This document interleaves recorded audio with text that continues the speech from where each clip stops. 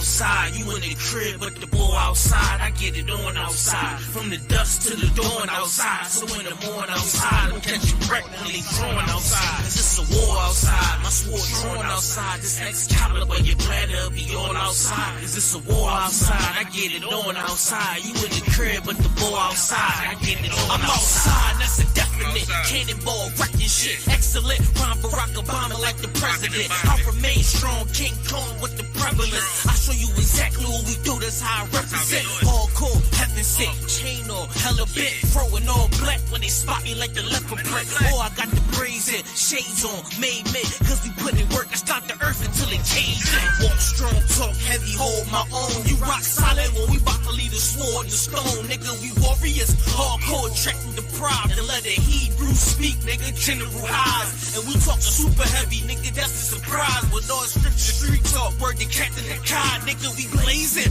Ripping the mic with all facts. Doing the knowledge to the max. Till we cracking the pavement. UPK, y'all the one West Harlem, nigga. We spring forward and they falling like it's autumn, nigga. Talking to all them niggas born in the mud. If you ain't feeling this, you call them plugged, and that's real. Oh, I get it, cat tie. War, they not of our kind. I get the order, then it's handle kind. Not the one kind, without a doubt in my mind. I'm finna stop and recline. Anybody that come against us, they should probably resign. It's a war going on outside. No man is safe from.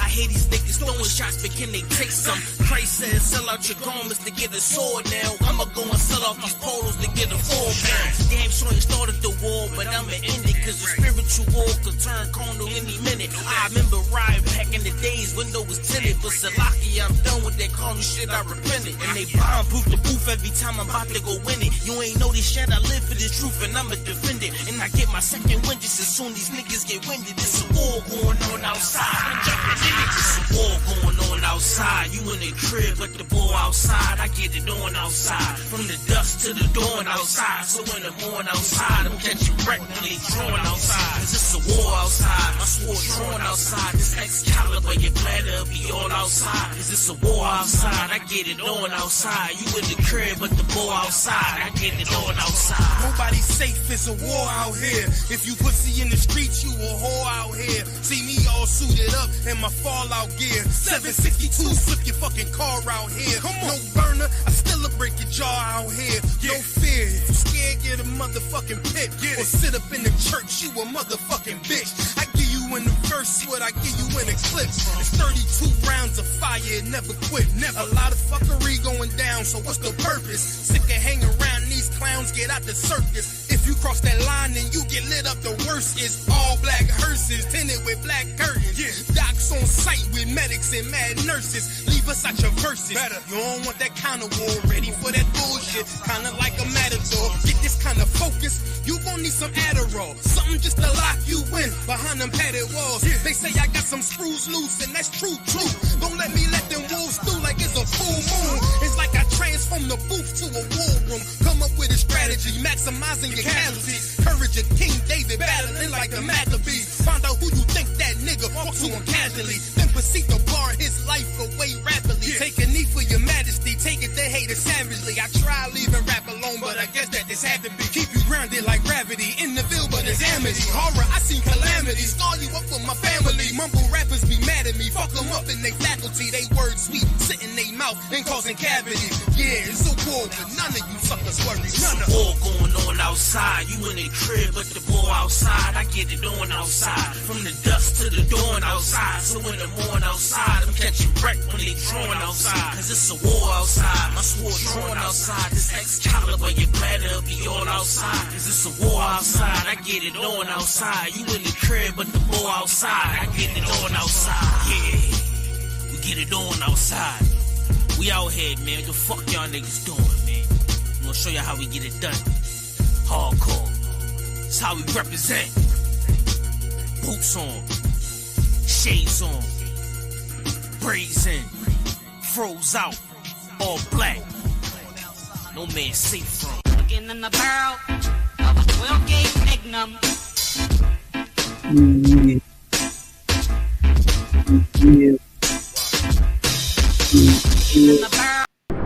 I don't know what that is. Alright. Here we are. back at you with another.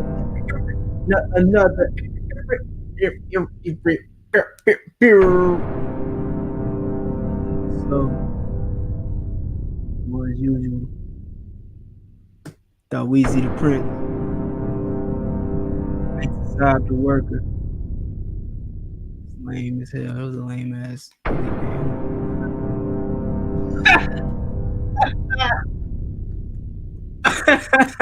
we're gonna stick with it today, buddy. As usual, man. Back with another episode 30. Y'all know what time it is. The Dirty 30. You on mute. Oh, my bad. Salaki. I was on mute the whole time. Yeah, you was on mute for a little minute. You know what I mean? But you know, we sipping today. What we sipping? Agua. Sipping on water. What you sipping on? Empty cup of tea, but I was about to brew some more. Shamar, you muted too. I don't know if you talking. Okay, we getting sponsored by tea today? Oh, we getting sponsored by tea. You know what I'm saying? Today's tea is sponsored by, and I don't mean tea like, you know, because I think I gotta say no Diddy when I say today's tea, because you know the rainbow community, they took that word tea to mean something about, you know, gossip or whatever. But today's actual literal tea is sponsored by 12 Roots Herbal Wellness and Body. We don't have a horn sound yet. But if you did, that's the sound that would make. And I'm gonna be sipping on some chamomile. You know what I mean? Because I just love chamomile tea. If you would like to get a cup of this chamomile tea, go to 12rootherbalbody.com. That's the Facebook. 12 Roots Herbal Wellness and Body. So like it. 12 Roots Herbal Wellness and Body. All right. Damn right. So yeah. Most time crap. What we got comments? Yeah, man. Shout out to everybody in the barracks. I see also my Shamar in the building. Shout out to that brother. Strong brother holding it down. All up in the goo. Yes, sir. Shaya Ra, the regular Most High in Christ. You know, she be on here. Hey, hold on. I'm gonna be right back. My computer is frozen. Shout out Michael Love as well. You know what I mean? He always be on here holding it down. Yeah, man. It's the 30th episode, man. We couldn't be possible without y'all. You know what I'm saying? Still can't believe it's the 30th one. But Most High in Christ. Yes, man. How you feeling, sis? You all right? I'm so wild. How are you? I'm good. I'm good. The water. Most High in Christ. Oscar Zach Lamar. You ain't hopping on? I don't know. He was supposed to be on here. You know what I mean? But I don't know if also Itazab gave you the rundown of what we got going on. Did you want to introduce, I guess, whatever the topic may be? Nah. Salaki, I'm having some trouble hearing. Can you repeat that? Oh, my bad. You can hear me now? A little bit. I think it may be on my end. It might be mine, because sometimes when I put these I can hear you good now. I hear you okay now. You good? Okay. Mm-hmm. All right. Yeah, now I was just asking if your husband gave you the rundown on the topics for today. I don't know if you want to introduce the first topic until he gets in. Kind. Yes. So our first topic is Zach Ryan bringing Sexy Red out on stage. Zach Ryan? Mm-hmm. The country singer. Oh, okay. Mm-hmm. Yeah. Zach Ryan. So what, he brought Sexy Red on stage?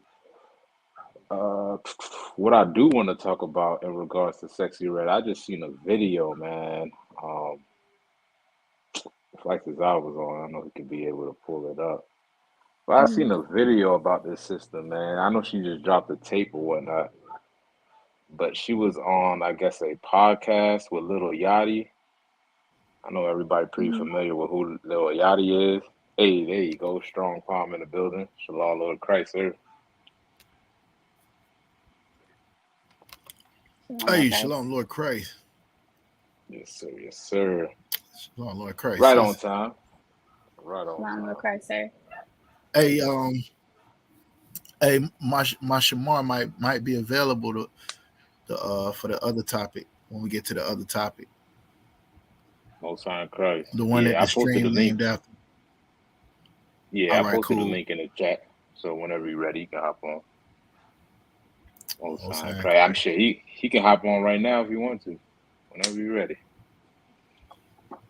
But All right. yeah, I was watching a video on Sexy Red. She was on a podcast with Little Yachty, and they asked her a question about what is the most craziest thing that you ever been through or ever did or something like that.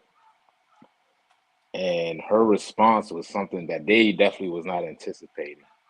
You know what I mean? Or neither were they, capable of, I guess, addressing it. She told him that she'd been raped before, like out of the blue. Just told him, like, yeah, I've been raped.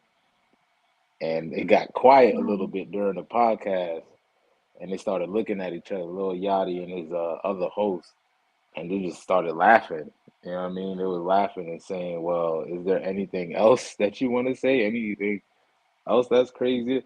I don't know if it was awkward for them or they wasn't, equipped to hear that to respond Yeah, back. But they caught him off guard, but yeah, that's everybody what I was would giving them think. flack.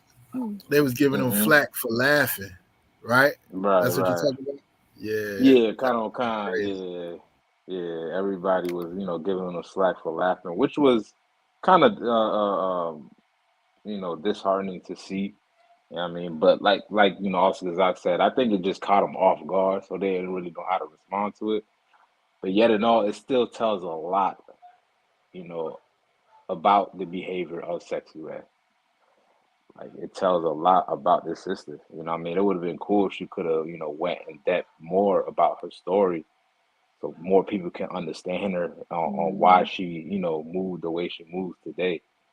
You know what I'm saying? But I thought that was interesting. I thought that was very interesting. Like I said, it was very telling about, the kind of sister that she is today and what made her the way she is. You know what I mean? But I mean, what you got to say about that, sir? About You talking about what me? happened with that?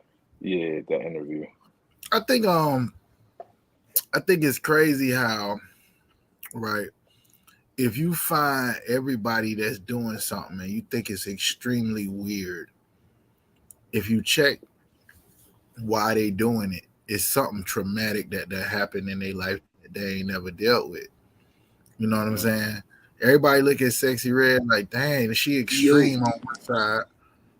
Hey, Shalom, she extreme on one end, and then when they ask her the question, they like, tell us something you've been through because of the twerking and because of the I'm having fun and the ow, ow, ow, and the licking your tongue out, and I'm partying and I'm twerking while yeah, I'm pregnant and I'm doing all this other stuff and I'm twerking in front of my child. mm, It's all party and fun and games and all of this, right? They really wanted to hear some wild, freaky something she was gonna say, and she hmm, hit him with that she had been raped, and yeah, they wasn't prepared to deal with that. That's the thing. People want to use you and take advantage of you for content. But when you give them an actual problem or something that exists that's real, they yeah. don't want to deal with that. You know what I'm saying? So God, if I could, right. that's pretty much what today's whole show is about. You know what I'm saying? That what you just said. You know what I mean? Because we're gonna go over a few topics that have to do with exactly that. That nobody wants to hear your problems, right? Nobody wants to hear your problems because nobody wants to have to deal with fixing your problems. And it's like as long as we are going through that, as long as we don't have a place where we can go get our problems fixed, we'll never fix our problems. We'll never have a solution to all the trauma, all the low self-esteem we go through, all the promiscuity that our sisters go through, the mistreatment of women that our brothers go through, you know what I'm saying, that men go through. We'll never fix those things because there's no place to go and get them fixed. You understand? Except for the ISUPK. You know what I mean? And it's free of charge. We don't ask you for nothing. We Facts. just want to save your soul. So Facts. we Yeah. definitely gonna talk about it today, Salaki. Yeah, we kind of brought out the first topic that you really presented. She brought out how she was twerking on stage with what's his name? Zach Ryan? Zach Yeah. That's his Ryan.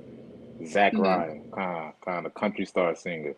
And I just thought about that video when she brought up her name or whatnot. Do y'all You got know the what I video, mean? right? Yeah, I got the video. I'm trying to pull it up. My computer like froze on me. I had to restart it. I think I got it. If it's in the chat, let me know if you need me to pull it up. No, I mean, I got the link right here. I got the video right here, but I just got to get back on. My computer's pulling up. Like I'm on my phone right now. That was Shaw. Did I you see could. this? Did you see the video? Of her on Little Yachty or the twerking on Zach Ryan joint? The Zach Ryan. Oh nah, I don't even know who the fuck Zach Ryan is.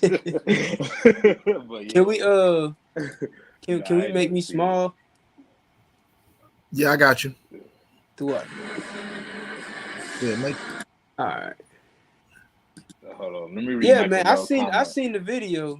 I seen the video, and my thoughts on it was immediately like, this is Esau culture, Esauians exploiting our sisters' promiscuity. You know what I mean? Like it was that's the first thing that came to mind because it's like, what purpose did it serve? This is like a yeah. country rock Let's star. let's yeah, because I mean, did you hear what the thing that Tawa Shah brought up though about? Did you see that where she was in the interview and they asked her what's like the wildest thing that you ever been through, and she said she was raped and they didn't know how to respond to that. Yep, I'm gonna play that next after this first video because it all ties together. It's all connected. Well, yeah, that's what I was about to tell when Tawa Shah, when you see this, right? Try not to think about the other video, but if you don't think about the other video, then there's some questions that you're gonna ask yourself. And I think Itazar was alluding to those questions. Mm-hmm. Here, I'm joining the studio now. About to present. If I could, let me read Michael Love comment real quick. He said, "I don't think those young fellas know how to deal with helping a female get over a traumatic situation like that." I agree. I agree. Let's see. It's the video right here.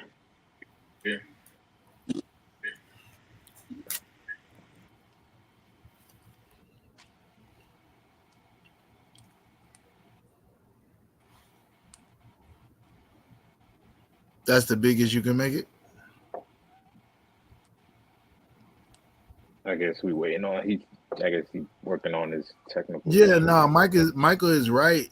All they really know how to do is laugh and make fun of us a situation. So like if they got a situation where the sister is so let's say somebody go through something, they get beat up. Well, as a content creator, you learn to make content of it. You're gonna talk about it, try to make it funny, try to make it entertaining. But then when it's a traumatic experience and it ain't all about content, you don't really know what to do. You sitting there laughing like a goofy about something that's done happened to somebody, and you just can't deal with the information that you or digest it. But the reality is that when you're looking at what this brother is about to play, what this sister is known for, this is how she deals with the issue. Yeah, you got that. You You got on that mute. lag. You got that lag, Itazal. That shit lagging, cuz.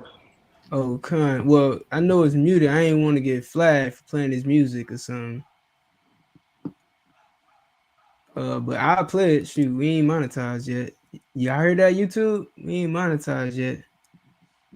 Y'all hear that? Barracks? We ain't monetized yet. Let me take it off mute.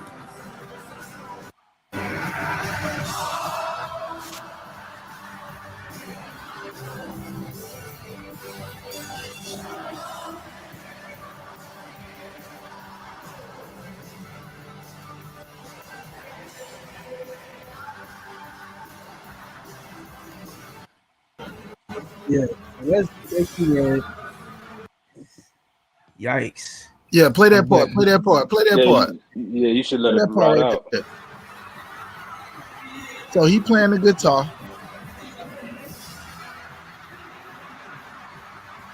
Mm.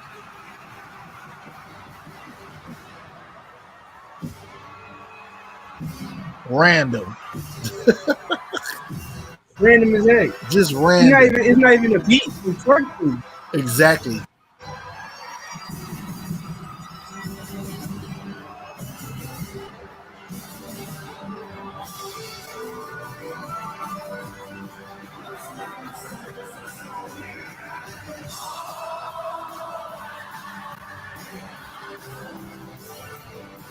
Bread and circus, man. That's what America provides. Mm.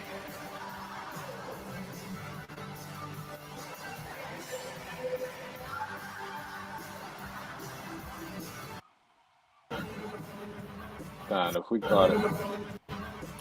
That's All it. right. All right. Yeah, if I Yeah. could, right? Like if y'all know the story of Lazarus in the scriptures where it says that he was in front of the rich man gate and the dogs came to lick his sores, Mm-hmm. right? Like it's basically what America does, right? America is the one that provides that temporary healing. Like it's a mask that we cover ourselves with, that most people cover themselves with, that's victim of trauma. You know what I'm saying? Instead of facing their actual issue, America would just give them that temporary solution, that fun, that whatever potion they need to ease their pain. But it's a lot of issues, a lot of trauma we gotta face. Let me if you don't mind, let me jump in real quick, right? Do y'all think for a second that any of these artists, I don't care what name her, Taylor Swift, uh, whatever, any white artist, right, would come Mm-hmm. out there and they're a nationally known artist, would come out there and do that? Heck no. Nah. Heck no. They might have came out there, maybe gave him a hug on stage, or maybe just came out and saluted the people, or hey, I'm here. It's Yeah. like, what I'm saying? Nobody would have done that but us. Yeah. And what Tawashab is talking about is so crazy because he looking at it from that perspective because he saw the interview and he know what the sister went through and he know why she doing what she doing. So he dissecting it from a psychological perspective. But they don't care nothing about her pain and the stuff she went through. It's Sambo. Is Lil Sambo, is what's that lady name, that the big lady with the big butt that they made go all through town, is all of these Mammy, black, all of these black uh people that they use for their own personal entertainment and their own personal desires for black women that they have, and they put them on stage and put them out there for that. What they basically saying to her is that's all you are. Yeah. Is twerk. Is a twerk. That's all you are. They don't take her Trick. serious. That's all. They don't take her serious. She want to expose some of the trauma that's in her life, and niggas is gonna laugh at her. Salakia. God, Yeah. Yeah. That's man. It's crazy. I'm gonna share it. I'm gonna show y'all right now where this all stems from, because this is very prevalent, and it has become like a culture to us. You understand? Hold on, let me see if I can pull it up. This thing right here has become a culture to us. This right here, I'm about to play. Yeah, let me play it.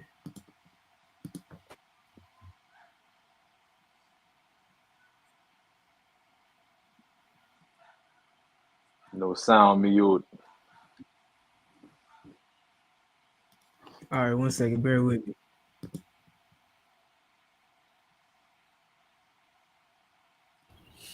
Brothers say they had a zoo in New York during slavery times where they had black people on display.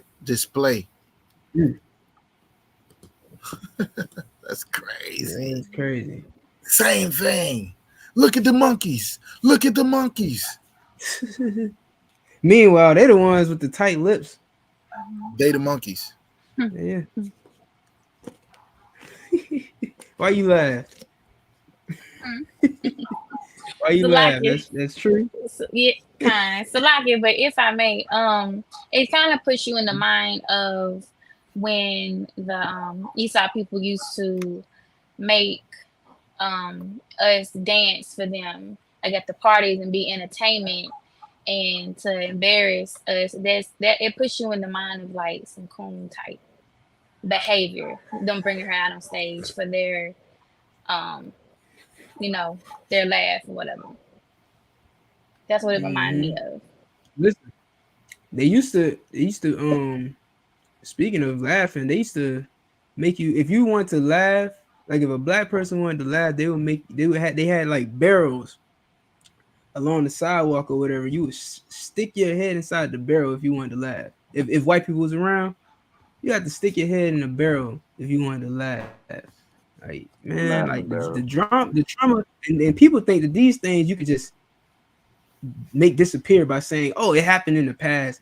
That was the past. Forget about it. You know, these things didn't happen to you, but these traumas stick with us. You know what I mean? Even what Sexy Red is about to tell you about her past, it sticks with you, and nobody wants to let you express what happened to you.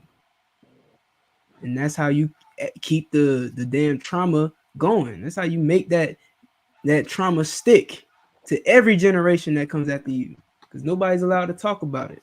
Nobody's allowed to fix it. I'm gonna go ahead and play it. Y'all can hear it now, right?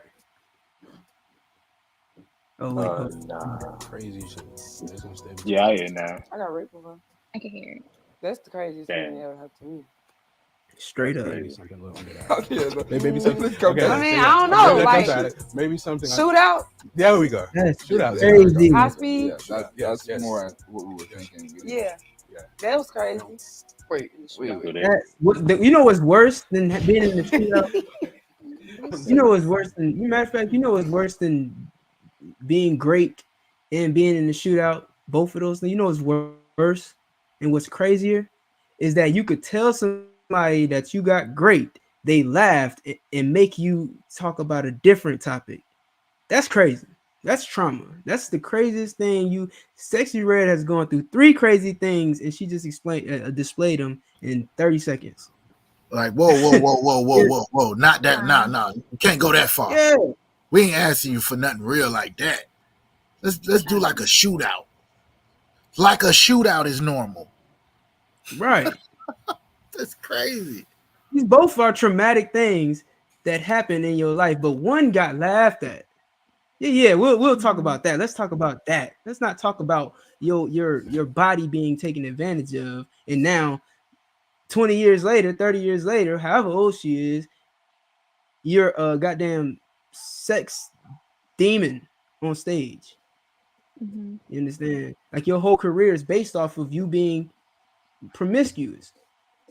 The first song that we ever heard from Sexy Red was what?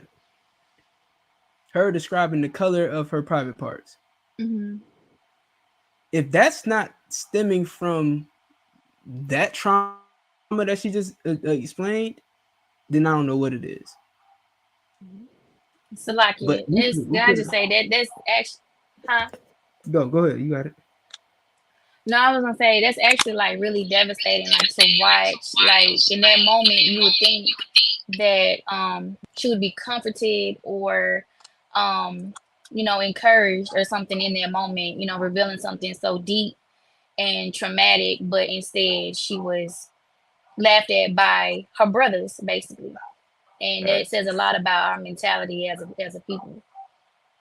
God, you could tell by the way she even said it, like she was looking for that. You get what I'm saying? Like she said it in a tone and her manner was in a way that like I'm hurt by this. You get what I'm saying? And I would like for somebody to at least address it. Mhm. But they swept it on the rug. Yeah, like it's like telling somebody you lost somebody close to you, and you hear people say, "Oh, sorry for your loss," or something like that. "Ah, may they rise again." It's like basically like they laugh, and you know what? What might be another element that we ain't putting into this? How high were they? Because sometimes being high disconnects you from having natural compassion and care about things that you should care about. You know what I'm saying? So it could have had something to do with it because they might have been geeked up a little bit and not expecting to talk about something serious. They having fun. They doing their show. They got sexy red on. Maybe she might twerk. Maybe they might get a lap dance. Maybe they might talk about some freaky stuff. Boom. Here go reality. Right in your face. What you gonna do with it? Laugh at it. Brothers ain't equipped to deal with no trauma. They ain't ready to fight no wars. All they know how to do is have fun. And now you see the sister at a country music festival with thousands and thousands of people, and she can't get up there and sing no notes. None of her music they ain't gonna play, but she can get up there and twerk. That's Well, crazy. Kyle, and what I also want to Yeah, add as yeah, they get well. people going. My bad. You can hear me? Come on, we can hear you, sir. Select. Nah, no. It's all good. What I also wanted to add is that anybody who supports her behavior as well is supporting her abuser. You get what I'm Yeah, saying? Like you're just an enabler. You know what I mean? Like this is like even her twerking on that stage is a cry for help, right? yeah, We don't even see it that way. You get what I'm saying? We're just there to laugh and cheer her on when really you're laughing what the abuser did unto her. She's just a byproduct of what happened to her. And you're cheering yeah. that abuse that she been through by cheering her on by displaying whatever in the outcome of it. You get what I'm saying? So Right, that's what I'm throwing there. right. So, question: what do we? So, what's the solution?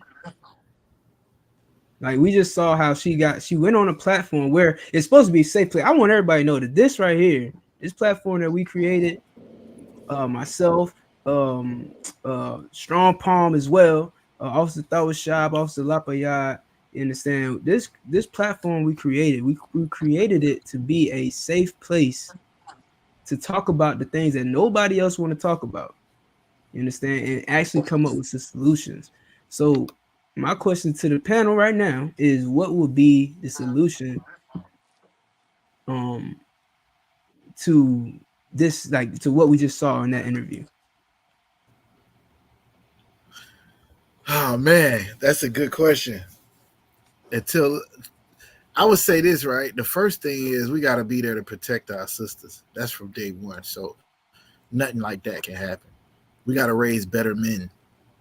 We got to correct men and find men that do stuff like this to our sisters. The second part about it is we got to be willing to deal with things that's not typical in order to fix these situations. I've been talking a lot to different people about um like what's going on in the black community with mental health, and it's always stemming from some type of trauma people going through that they ain't had an opportunity to deal with properly. Hey, shalom lapayad. um that would be what I would say needs to happen. Like we need to look at people like Sexy Red. As soon as we see them, we got to know something ain't right. Why are they doing what they doing? Like Taweezy said, she is crying for help while she's twerking on stage at a country music concert. She not having fun like you think. You know what I'm saying? Like she really is a product of her community. And once we be able to recognize it, we can see it in brothers who have the same issues, sisters who have the same issues, and we can deal with it accordingly. We don't want to be who it was, Lil Yachty. Who is those people on the podcast? Lil Yachty and somebody else. We don't want nobody to come around us and then say that somebody took something from them, took their innocence, took something, you know what I'm saying, and did some kind of harm to them, and all we can do is sit there with that goofy ass smile and don't have no answers for them. That can't be us. Salaki. Right.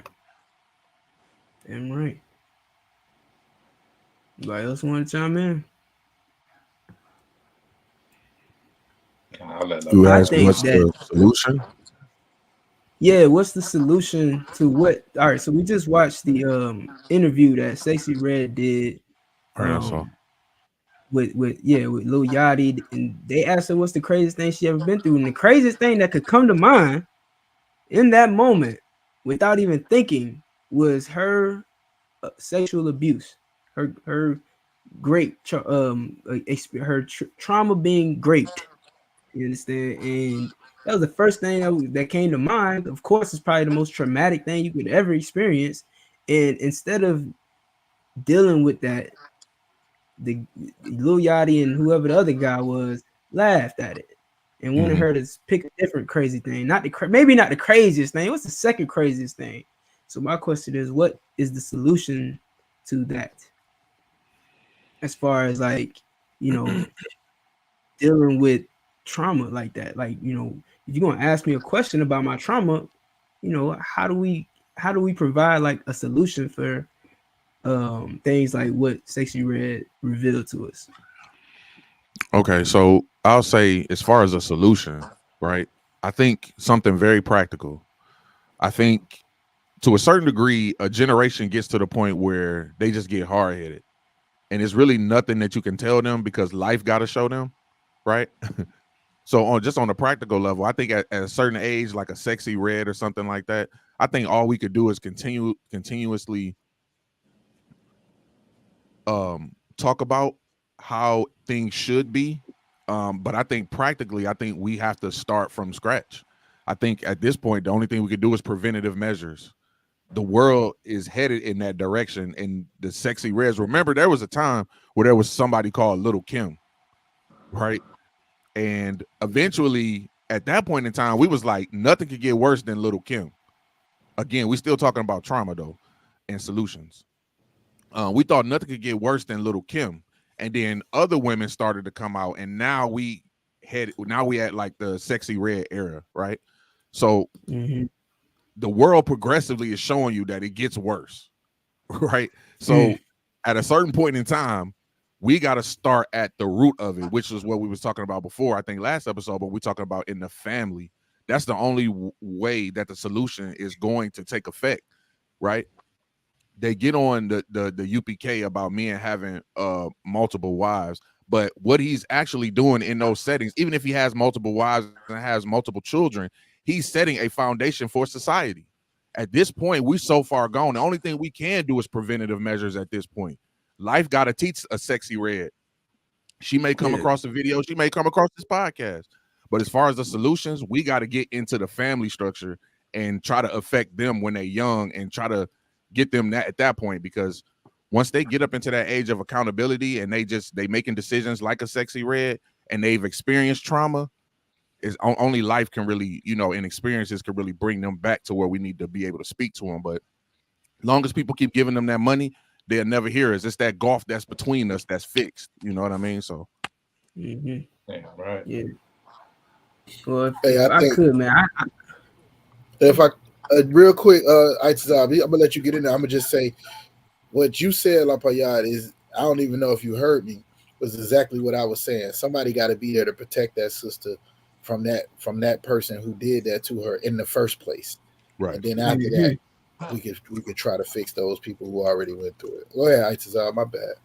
no, I was just gonna, add to what y'all said and what all of y'all said. At the end of the day, we got to start looking at entertainers as that entertainers, man. Like Lil Yachty is not a goddamn therapist. Lil Yachty is not someone who's going to fix your problems. He's going That's to a good entertain point. you. He's gonna make you laugh, and he's gonna laugh too. You understand? These entertainers are like bandages for the hurt.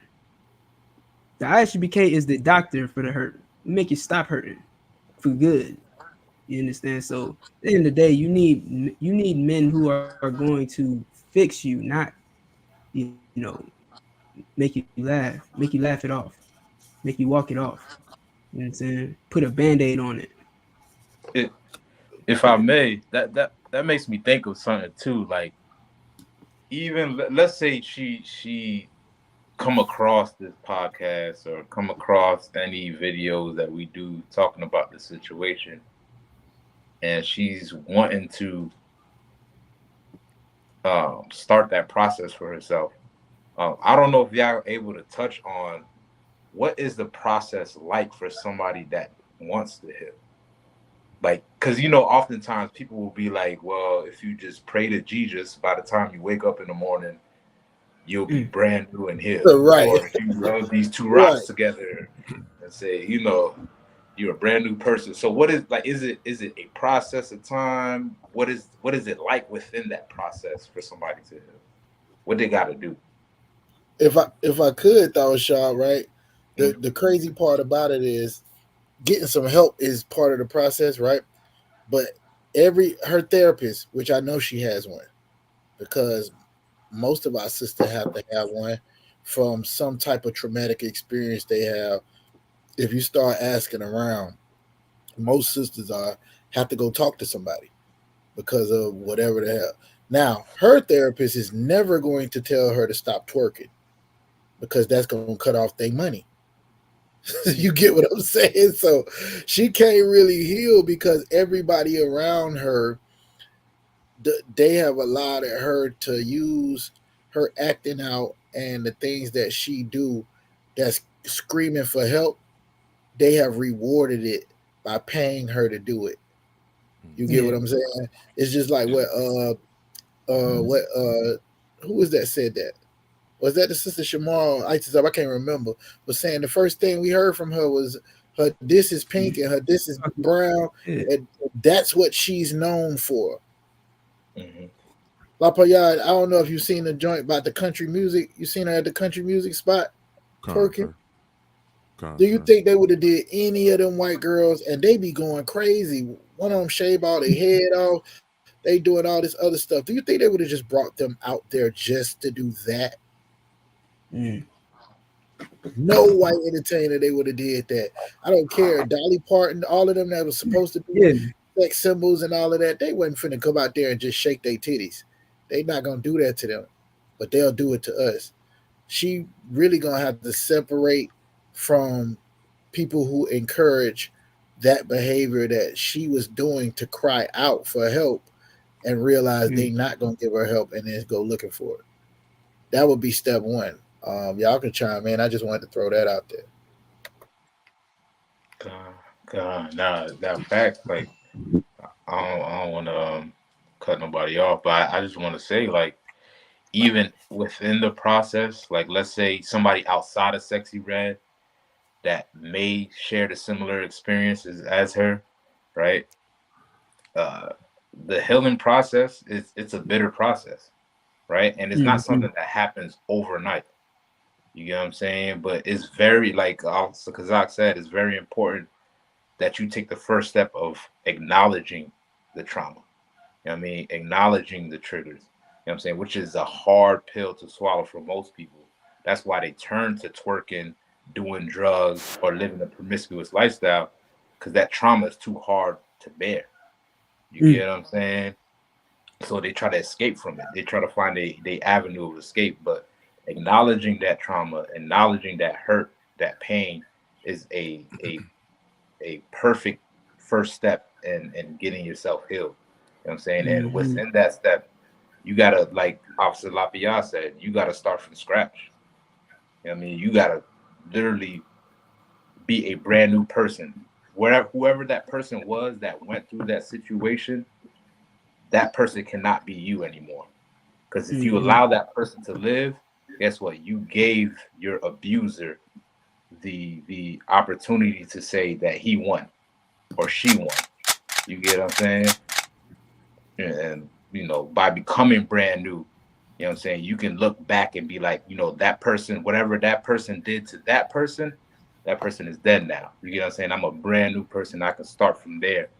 You know and you begin your healing process, and it's a long process, and sometimes it'll happen, it don't go away, it just don't, you know what I mean? But if you're working at it, constantly working at it, you know what I mean, you can better yourself, where you don't have to turn to other alternatives in order to heal yourself, you know what I mean? That's heavy. Yeah. Well, this goes out to Lil Yachty and the way he handled that situation. You are a loser. Right. Right. Listen, 12 Roots Herbal Wellness is the tea we sipping on today. I just wanted to make sure I got it on camera so y'all can get a good look at it. You know what I'm saying? These are packages. These are brought to you by my beautiful wife, Shamar. You know what I'm saying? So check her out. Hello. Yeah, I was about to say, mate. Self-promotion, you know what I'm saying? Shameless plug. What is that? That's tea? It's tea. This right here is actually hibiscus tea. But what I'm drinking today is, and as you can see, is basically empty. This is the chamomile. Can't see what's in it, but it's chamomile. I mean, Make a and commercial. I got my little kettle. I got my instant kettle right here. You know what I'm saying? I saw that. Did you make the kettle I too? saw that. I didn't make. Hey, that's a good idea. Though. I might put that on the website. Did you make the kettle? Because you just gave them some free promotion too. Yeah. Yeah, this is the. Did you get Taweezy some? Taweezy was drinking out a little coffee cup like he was sipping some tea. He was sipping. That was the tea he was sipping. Nah, he needs some though. He needs some.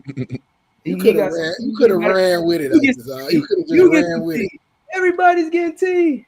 I got some right here. It's gonna help. All right. Don't help. Salakia. Mm-hmm. Salakia.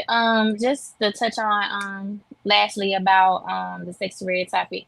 Just want to say that I feel us as a people just need to normalize women being able to express and be open about our trauma that has happened to us, or and basically just not feeling guilty or embarrassed about the people who they go against, to who's committed crimes against them.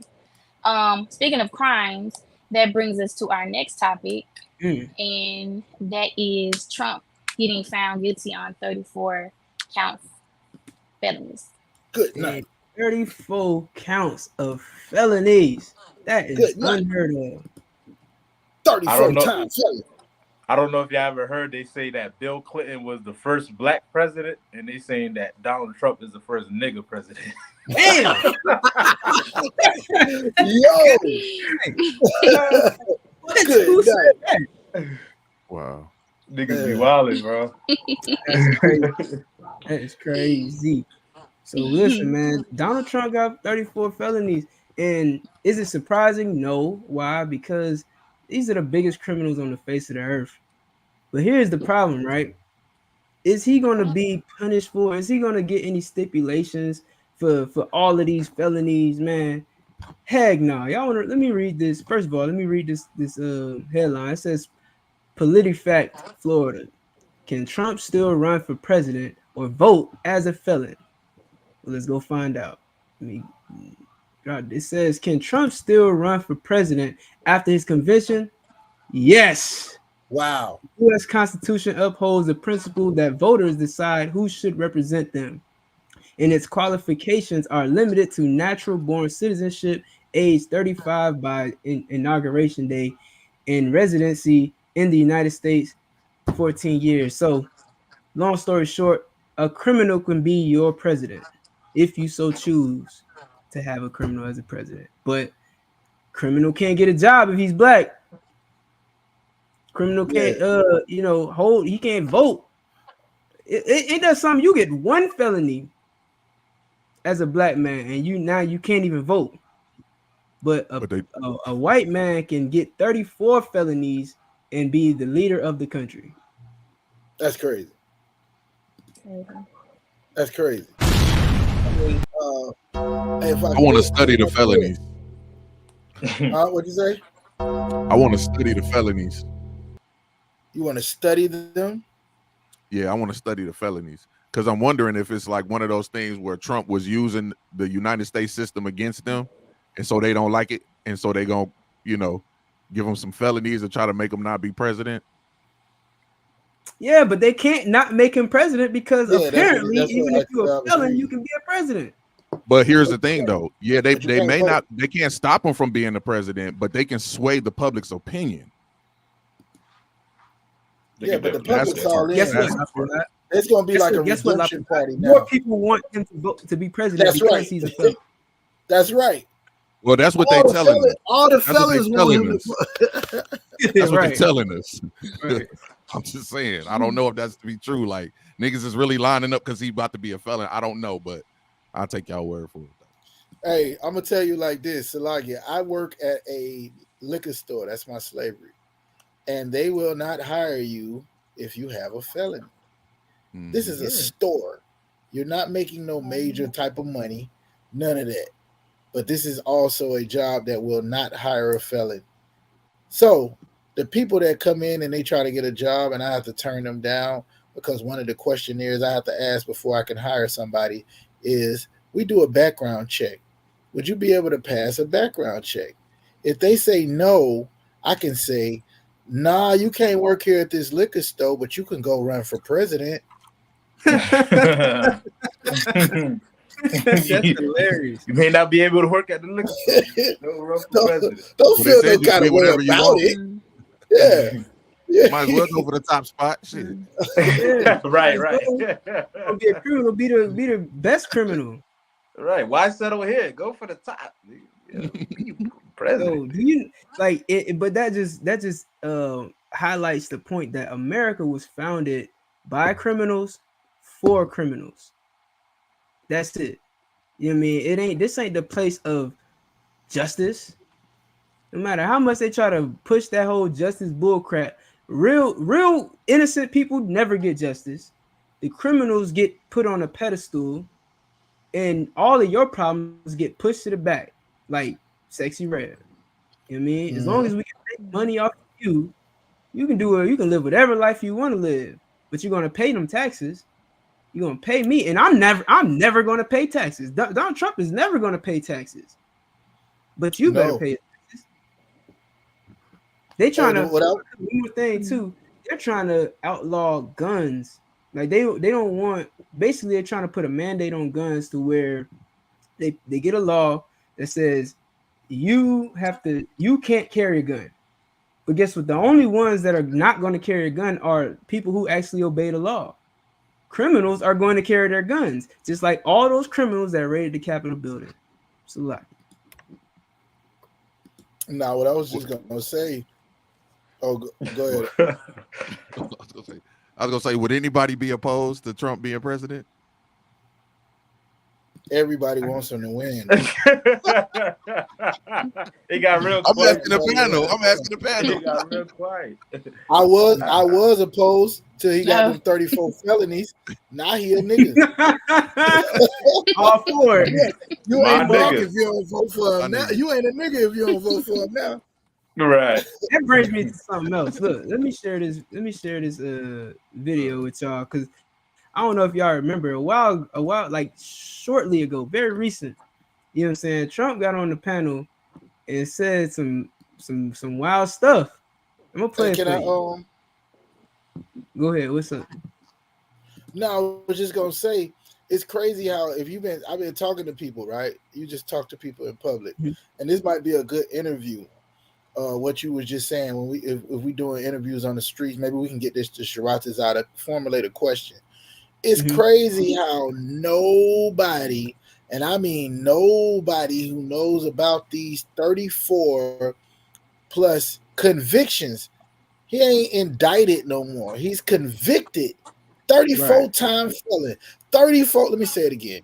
34-time felon, and not one person is asking when are they gonna lock him up. Nobody even think he going to jail. Nobody even think he going to jail. Y'all, what's up with that? It's not even a question. Right. Nobody is saying, oh, is he going to jail? They like, can he still run for president? The presidency is this year. When he got to check himself in? When he got to turn himself in? Nobody has asked that. Right. I hope he gets an inmate with a Mexican.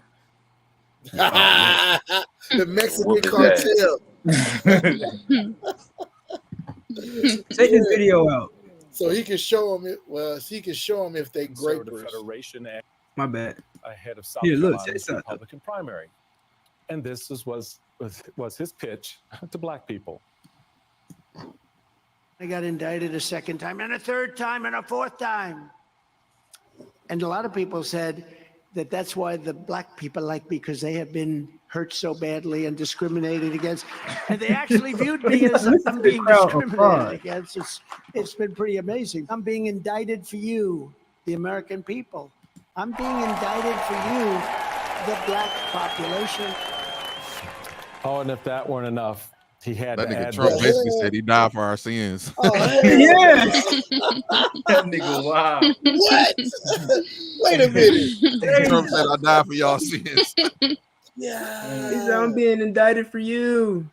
Nigga. Boy, that's the perfect crazy. president. That's the perfect president. That's the type of accountability I'm looking for in the president. Nigga said I died for your sins. I went to jail so you could go to jail. That's what he said. I do it for y'all. Wow. Damn. As if his life has been as hard as any black man's life in America. Right. Nigga, you are the president. you you ruled the fucking country, but you got it just as bad as a nigga. Oh man, come on, bro. Before that, you know what I'm saying, you was a millionaire already. Right. Before you was the president. Yeah. You rich. That's crazy. And got a small. He said I got a small loan. I had to struggle. I got a small loan of $1 million from my dad. A small loan. Yeah. Well, my daddy, my daddy owed me $20, man. Let's not talk about dads owing them nigga money. Shit. I don't think you're gonna get that 20. Niggas' credits Oh, be man. fucked up and shit when they a child. This Yeah. nigga already getting $1 million already. Man. He said that like that was normal. Yeah, nah, that's what he said came out of his mouth. I had to struggle. My dad gave me a small loan of $1 million, Right. and I guess that's how he built Trump Tower or whatever. But bro, if my dad had $1 million to loan me, I know he wouldn't give it to me for one. Two. Nah, fact.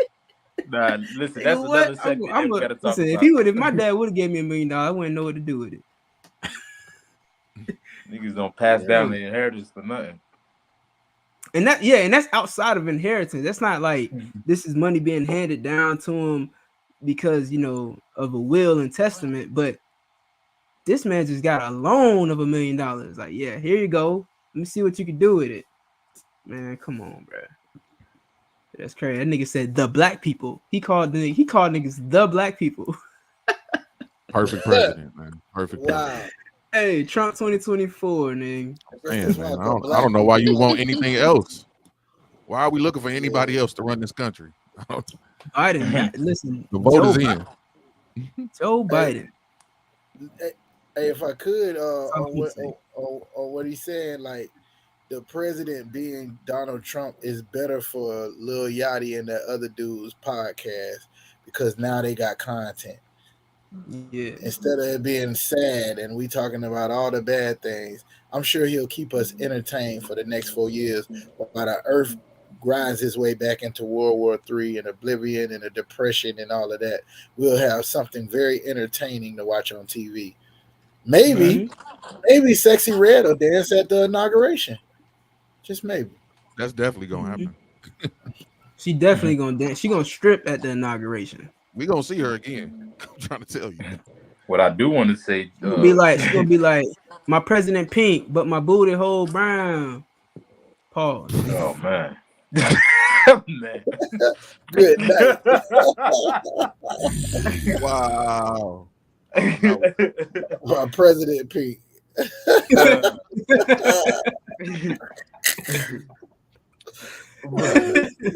Bro, I'm gonna laugh about that real bad later. More in the Billy. Yeah. What it do, Marshall Mar? Brother muted. Let me unmute him. We definitely want to hear from you, So brother. shalom. So Hey, shalom. shalom. Y'all Shabbat Brakatam. Yeah, but sure, but hey, I asked my Shamar to come through for the next topic, the one that Shamar was talking about, and the name of the joint. So when we get there, I just wanted him to chime in a little bit, if y'all don't mind. Hell yeah. Dude. Hell yeah. If you could, Officer Marshall Moore, if you can tell them where you at, where you joining in from? Hell. Joining in from hell.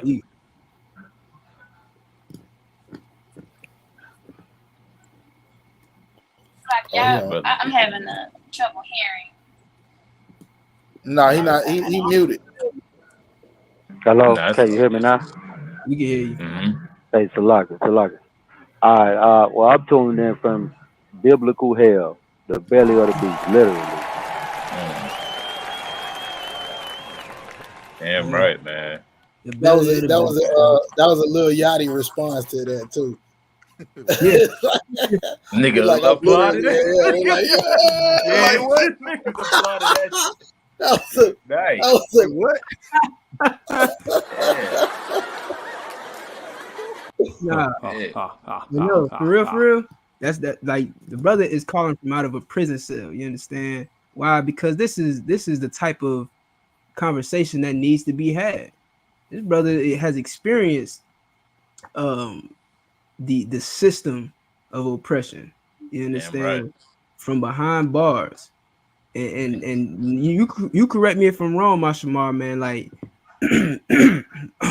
brothers, it's hard for brothers to bounce back at the conviction of especially a felony conviction.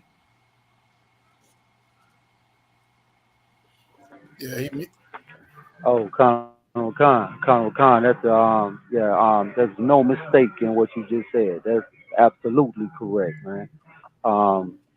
We hear from a lot of brothers that get out, and we try to stay in tune with them, just so we could kind of have a heads up, so we'll know what we got to look forward to, and so we kind of monitor their situations to see what's really going on. Is it really like what we see on TV? Is it really like what our people telling us? And we hear all type of crazy stories, man. Unfortunately, we know a brother that just got released last week, in the last 24 hours. You know what I'm saying? Real rough. Brother lost his life at the corner store. I ain't been out 24 hours. Yeah, it's real hard, man. We know brothers that some brothers catch on, they have that family support. Other brothers ain't got it like that. I know a brother that's been locked up for about 30, I'm going to say about 32, 33 years, made parole and denied it. He was saying, what I'm going to go to? This all he know. Been locked up all his life in here. This all he know.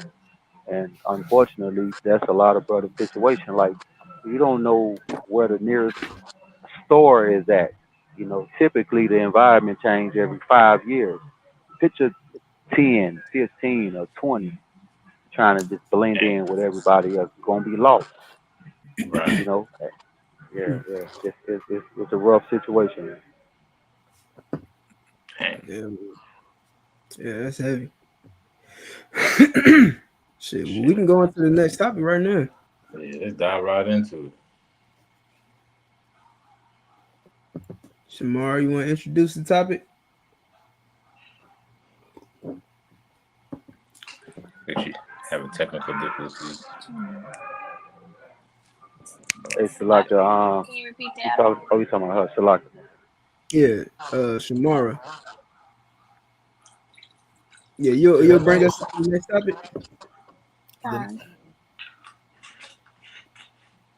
Yes. Speaking on Donald Trump and his felonies, there are a lot of black men who get out of prison, and they find it like impossible to adjust when they get out.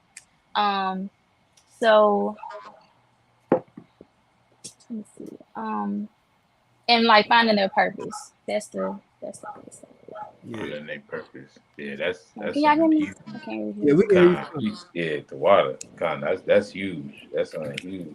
I do want to say that like brothers like Officer Marshall Moore, that every brother that's behind those prison walls or whatnot, man, they all deserve an opportunity, even a greater opportunity, the same opportunity that Donald Trump has. And I think that tells a lot of how much of a piece of shit that Donald Trump is. Like all the abuse that he gave to the Mexican people. You know what I mean? Having them babies separated from their families. Right. Come in black people's face and smile and say, well, I'm a felon, so y'all vote for me. You know what I mean? Meanwhile, he demonized the Mexican people for coming over here and say they felons, saying they rapists, so they shouldn't even come over here. Like, you know what I mean? That Donald Trump is a piece of shit, man.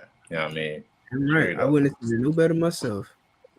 Hey, if I could, I was on the Bigo. A brother was talking about how great Donald Trump is because he got Kodak Black out, because he got one of the gang member lady that she was she had some type of RICO charge or something. He got her out, and he was talking about these powerful two or three powerful black people that he let out, but they wasn't talking about how he upheld some of the things that the presidents before him put in that keep black people locked up. So of course, if a million niggas go in, you could let 2 or 3 of them out that's notable. You could let them out, and then they're gonna praise you like you did something good for black people because you let Kodak Black out, so he could tell us how to kill more niggas and how to get high. You know what I'm saying? It's crazy, like that. The brother was really standing on it, like nobody ain't did this. And he went on the sister. The sister was talking about, how she been fighting so hard to get out, and she was just standing for black rights and all this other stuff. And they hit her with a RICO charge or something crazy like that. I never heard of her, but it was a good story about her. But I just imagine all the other millions of blacks and Hispanics that didn't get out, and while we celebrating the 1 or 2 that did. So it's kind of crazy. They be playing with our emotions like that too. Yeah, come on. Not to mention, you know what I'm saying? Like, oh, my bad. Go ahead, Mashima. No, Salaki. Y'all, Donald Trump was also instrumental in that Central Park 5 situation with them 5 brothers, them innocent brothers that did all that time. He was trying to get them killed. He was trying to get them sent to the electric chair, and they turned out to be innocent. And he was very instrumental in that. No mercy. Yeah. I didn't know that. Yeah, that's what I'm saying. I didn't know that. Yeah. He called for this is the article right here. It says Trump will not apologize for calling for death penalty over Central Park 5. Wait a minute. So Says you have people on both sides of that. Yeah. Oh, okay. One by Hey, Salaki, I did not know that. I did not know that. Salaki. Yeah, because this shit was covering it. They don't want you to see. They don't want the truth come out. You see that? Illuminati. Yeah, Illuminati. Illuminati. But nah, like, you know what I'm saying? Like, what we gotta realize is these damn politicians will tell you anything to get your vote. This is why you're like, who gives a damn about politics? You understand? This is just like entertainers. They're gonna do whatever it takes to put that dollar in their pocket. They're gonna do whatever it takes to get that vote in the ballot. You understand? Because 1 second, Donald Trump is calling for the death penalty for 5 innocent young boys. Now, just breathe that in. 5 young boys who were accused of, unaliving some white woman. Or was it an unaliving, or was it sexual assault? Or was it both? I think it was both. But they get falsely accused of it. They don't prove that they're innocent. I mean, that they're guilty of the crime. But Donald Trump just can't control himself with his urge to want black blood shed. Right? Then turn around and says, I'm going to free Kodak Black. That's crazy. All right, yeah, you know what? That's ridiculous. All right, Tazal, think about this for a minute. He's advocating for the unaliving of these brothers who was innocent, and then he's 34 felonies in, guilty, and won't do a day in jail. Right. He get to go run for president. Now we talk about equality in America. There go your equality right there. Salaki. Nah, you right. You dead right. You understand? You don't want here, and then gonna utilize. They're gonna utilize the idea that he's being indicted and he's facing these felony charges as more pandering towards black people, like as if the only way to relate to black people is to become a felon, to commit crimes. Black people are not the crimes. I mean, are not the criminals. You understand? You people are the criminals. America's the criminals. They're the real criminals on the earth. They stole this land. They stole our people. They enslaved our people. They committed all types of evil for 500 years until today. They hold themselves not guilty. And then when they are guilty, they don't go to jail. Some bullshit. They Man. get to go run for president. This is crazy. I can't get past it. I'm stuck there. I'm stuck there, bro. Like, yo, before Walmart started hiring felonies, niggas used to have a whole little list, about 15 jobs out of all the jobs in America where you could give a felon and say, hey, you could go here trying to get a job. You know what I'm saying? You could go here. Oh, people ask me all the time, hey, y'all hire? Yeah. Y'all take felons, ex-cons or something like that, whatever word they use, or people with a felony. And I'd be like, nah. Man, when they told me this man can run for president, man, I could not believe it. I'm stuck there, y'all. I don't know. Maybe y'all gonna have to explain it to me. Make it make sense to me or something. Salaki. It don't make sense. Hey, Salaki. Hey, the water side. Hey, it was also announced that after he was found guilty and became a 34-time felon, that he was still retained Secret Service security. Yeah. After being found guilty. Yep, that's in the article. Make sure he's good. They gonna make sure he good. Yep. Yep, that was in the article I was reading where it said that he could still run for president. Like nothing changed for him, but for us, we Officer Shah, man, we had just interviewed a brother out on the streets. Let me see if I can pull that video up. We was just out on the streets. What was that? 3 days ago? No, Sunday. Yep. It was Sunday. It was 2 days ago. Just interviewed a brother on the street, and this brother's whole life is now in shambles because of one felony. This brother said, like, we stopped and asked him, we like, what, we asked if he was homeless. He affirmed that he was homeless. You know what I'm saying? He living on the street. And so I asked him, like, what happened in his life that caused him to be homeless? The brother said that he got into it with his boss, and that made him lose his job. Then he got into it with a cop, called a felony case, and now he can never be hired again. You understand? Never. He can't get a job nowhere, so he out on the streets. He out here living homeless because he got one felony charge, one guilty verdict of a felony, and Donald Trump gets to be president with 34. Damn, bro. President. He got a goddamn mansion an hour away from where I live. Not even an hour. It's 30 minutes, if that. From where I live, Donald Trump has a mansion on the beach, which used to belong to black people before they kicked them off that island and burnt down the island. You understand? Because they are a bunch of criminals. The biggest criminal in America got a mansion on that same beach. Can you imagine that? And he gets to go home to that mansion with top flight security of the world. Yeah, so I guess my hopes of him being in a cell with a Mexican is goes down the drain, huh? That ain't gonna happen. Can we get somebody to sign a petition for it? Let him bunk with a Mexican. I doubt it. Man, you'll be in prison before he get in prison. He called them violators. He called them that. It reminds me of another video. Go ahead, y'all keep talking. I'm gonna go find it. Yeah, so the other joint, I don't know. how long we gonna be on this topic right here. But yeah, that's crazy. I don't know. Lapayal, what you think about this, man? I ain't hear you say nothing about it.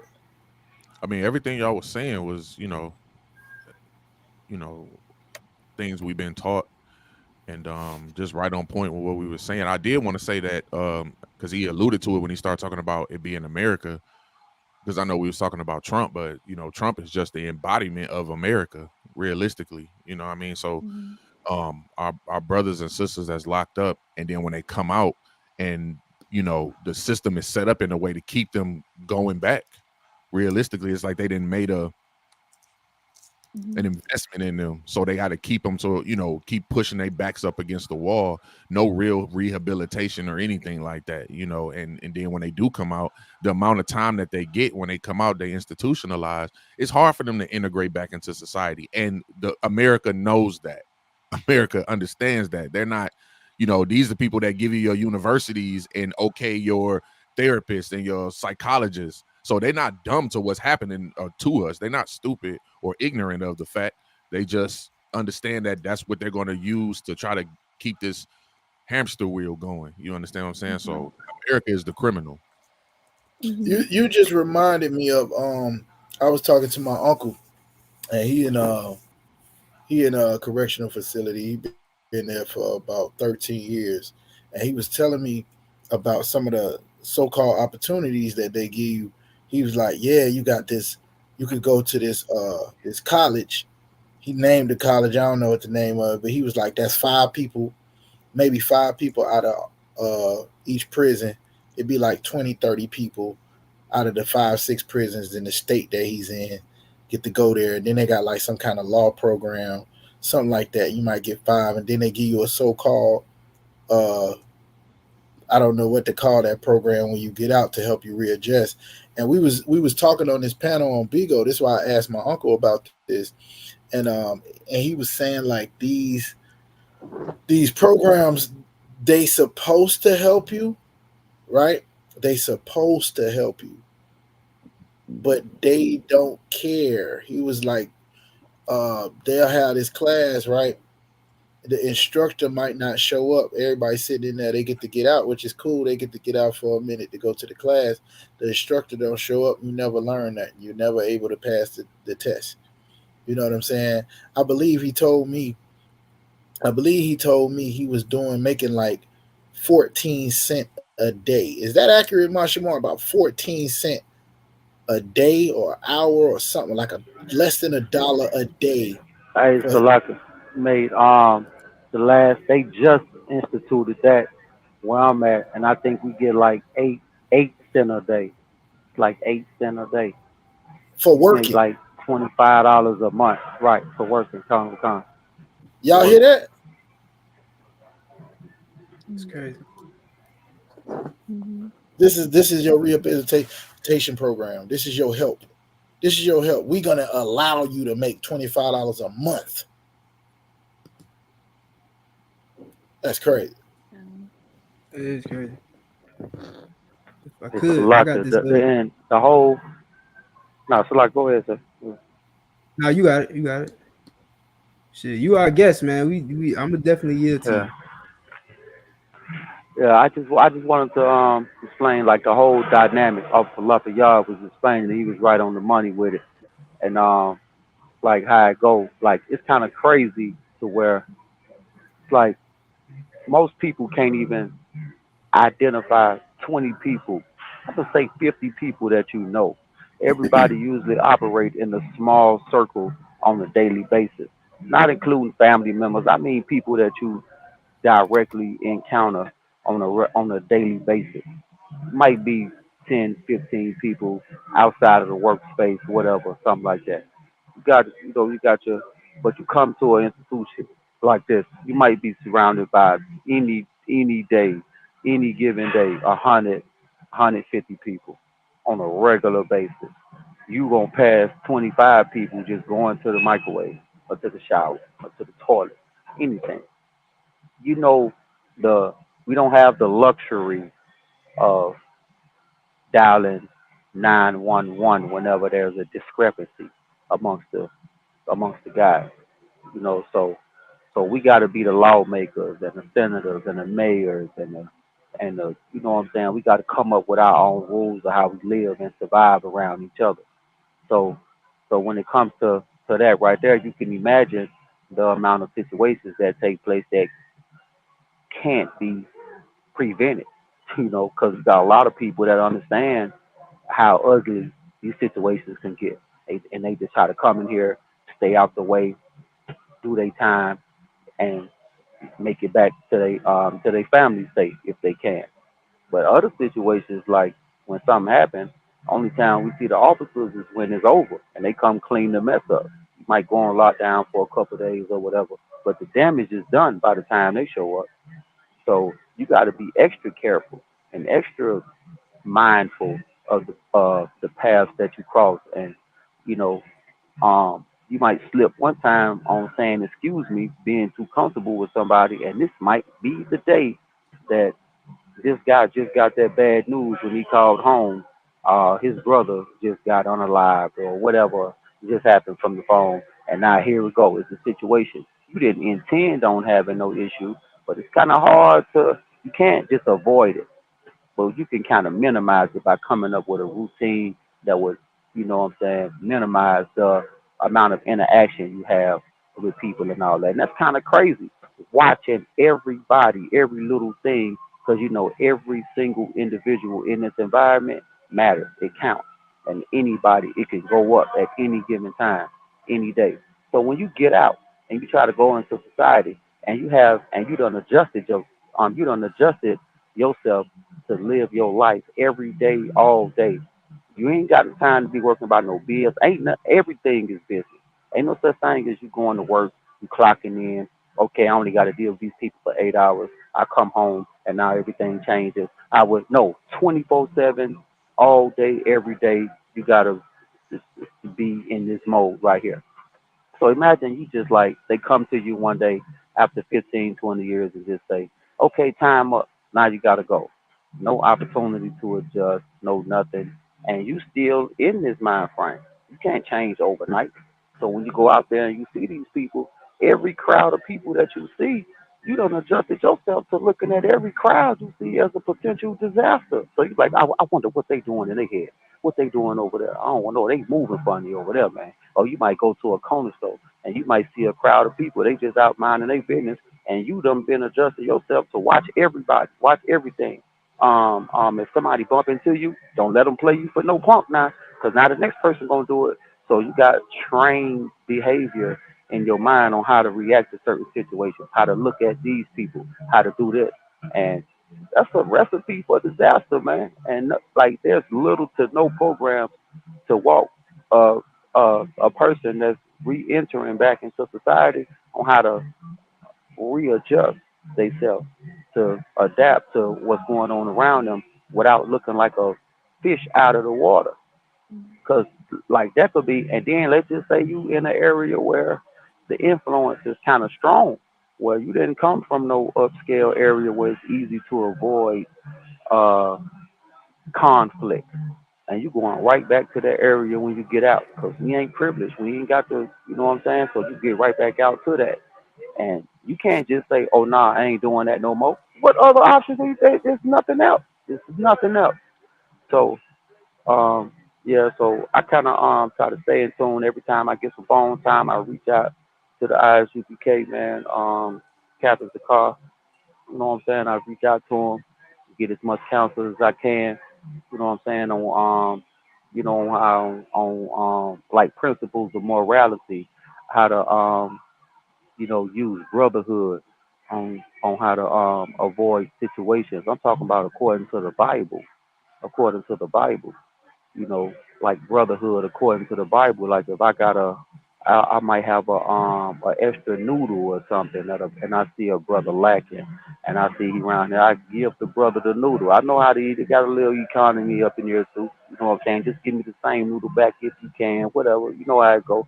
It's no big deal. Just try to gain the brother instead of and it's, man, it's a lot of hard work trying to reverse these curses that's going on up in here, man. I know, like, if a brother was to get removed from the streets and locked up, it's like you get little to no support because nobody ever knows what to do. Nobody ever looks into it. You might have a couple homeboys that be like, free my, free my nigga. You might wear a T-shirt or what, put your name in a rap song or whatever. But outside of that, it's over with. It's over with, and that's crazy when you out there and they expect you to be, So it's like you're a sitting duck, and it's a good thing to have. Um, a little brotherhood when you get out, sisterhood or whatever, or something like that, man. It's like I don't like y'all understand how crucial of a thing, like of a time it is, or how critical of a thing it is to have a brotherhood established like this for a brother that's just getting out and might need to you might need a little assistance on readjusting back to society coming from a constant hostile environment like prison for the last 10, 15, 20 years, having to always watch his back to react to certain situations in a firm way, or else you will be viewed this way. And now you like, fool, now you out there and you got to be civilized. You just don't know because, you know what I'm saying? That's a very, very, very crucial thing that a lot of people overlook, man. He even talk about this in the Bible, man. Hebrews, in the book of Hebrews 13:3, if I may paraphrase, not to forget them brothers, man. You know what I'm saying, and stay in contact with the brothers as if you're there with them. You know what I'm saying? That's a very, very, very critical thing. A part of the curses that can't be overlooked, man. It's a lot of people in here. I'm telling you, man. You look up and around, all you see is us in here, man. Blacks, Hispanics, and natives. That's all you see up in here, man. You may see a one or two, very rare to see one, not of us in here, and they in and out. Whenever you see them, they in and out. They in and out.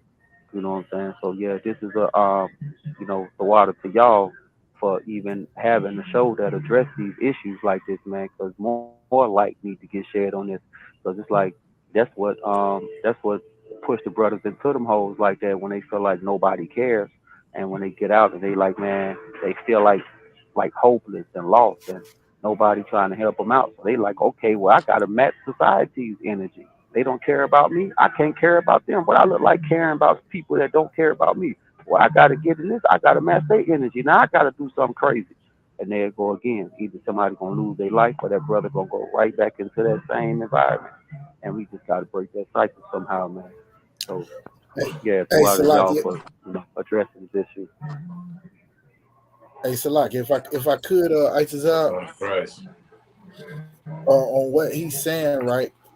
Um, it's so crazy, like the reason how we got to this point, and I brought this to y'all attention, and I was like, can y'all do a show about this?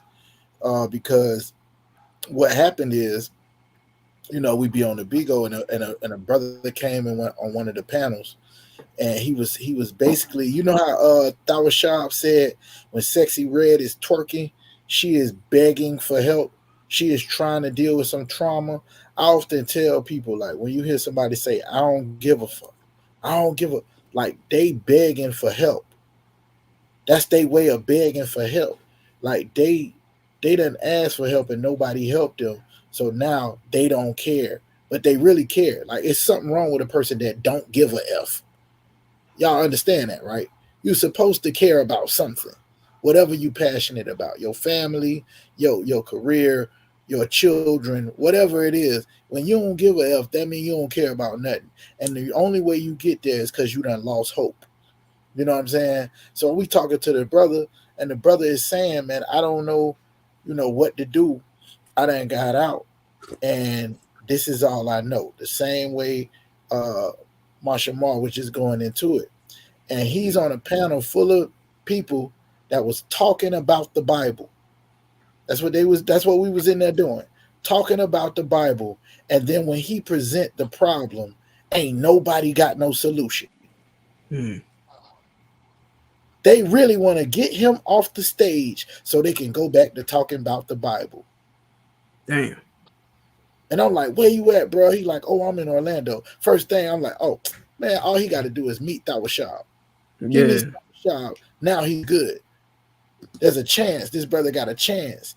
They like, nah, because he's saying,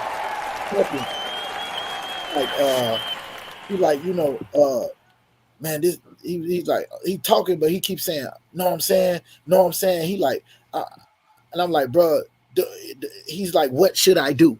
And nobody got an answer. I'm telling him exactly what Marsha Mar just said. I say, listen, brother, if you go back to what you know, which was trained behavior, your trained behavior and your training in the streets got you where you at. Then you had trained behind the walls, which allowed you to survive. If you go back to the trained behavior that got you where you was at, you're gonna end up right back where you was at. I say you have to be retrained and get some new behavior. You're gonna have to hang around the people that's doing the things that you want to see yourself doing. You want to hang around people that's doing better than what you learned before. You got to learn some new behavior. And I'm sitting there counseling. I ain't want to use that word counseling, my boy. Hey, look, giving that's an inside joke. I'm sitting there giving this brother advice. Brother advice on it, but what I'm trying to say is these people have no answers for him. And the thing is, I know for a fact what Marsha Mar is saying. Just having a brotherhood like y'all brothers to be able to point a brother in the right direction. Like he's saying, send a brother something if he needed or whatever. It can change your whole mindset. But what I wanted to ask y'all though, because I was talking to a brother in the school. He was on a panel I had about this because I brought this up. And he said, sometimes you done been in so many situations that you couldn't trust somebody. That the moment people start to try to help you, you end up fighting them. You fighting the people trying to help you because you're not used to love or brotherhood or care. But y'all think about that. Like, that's really like part of this topic I wanted to address.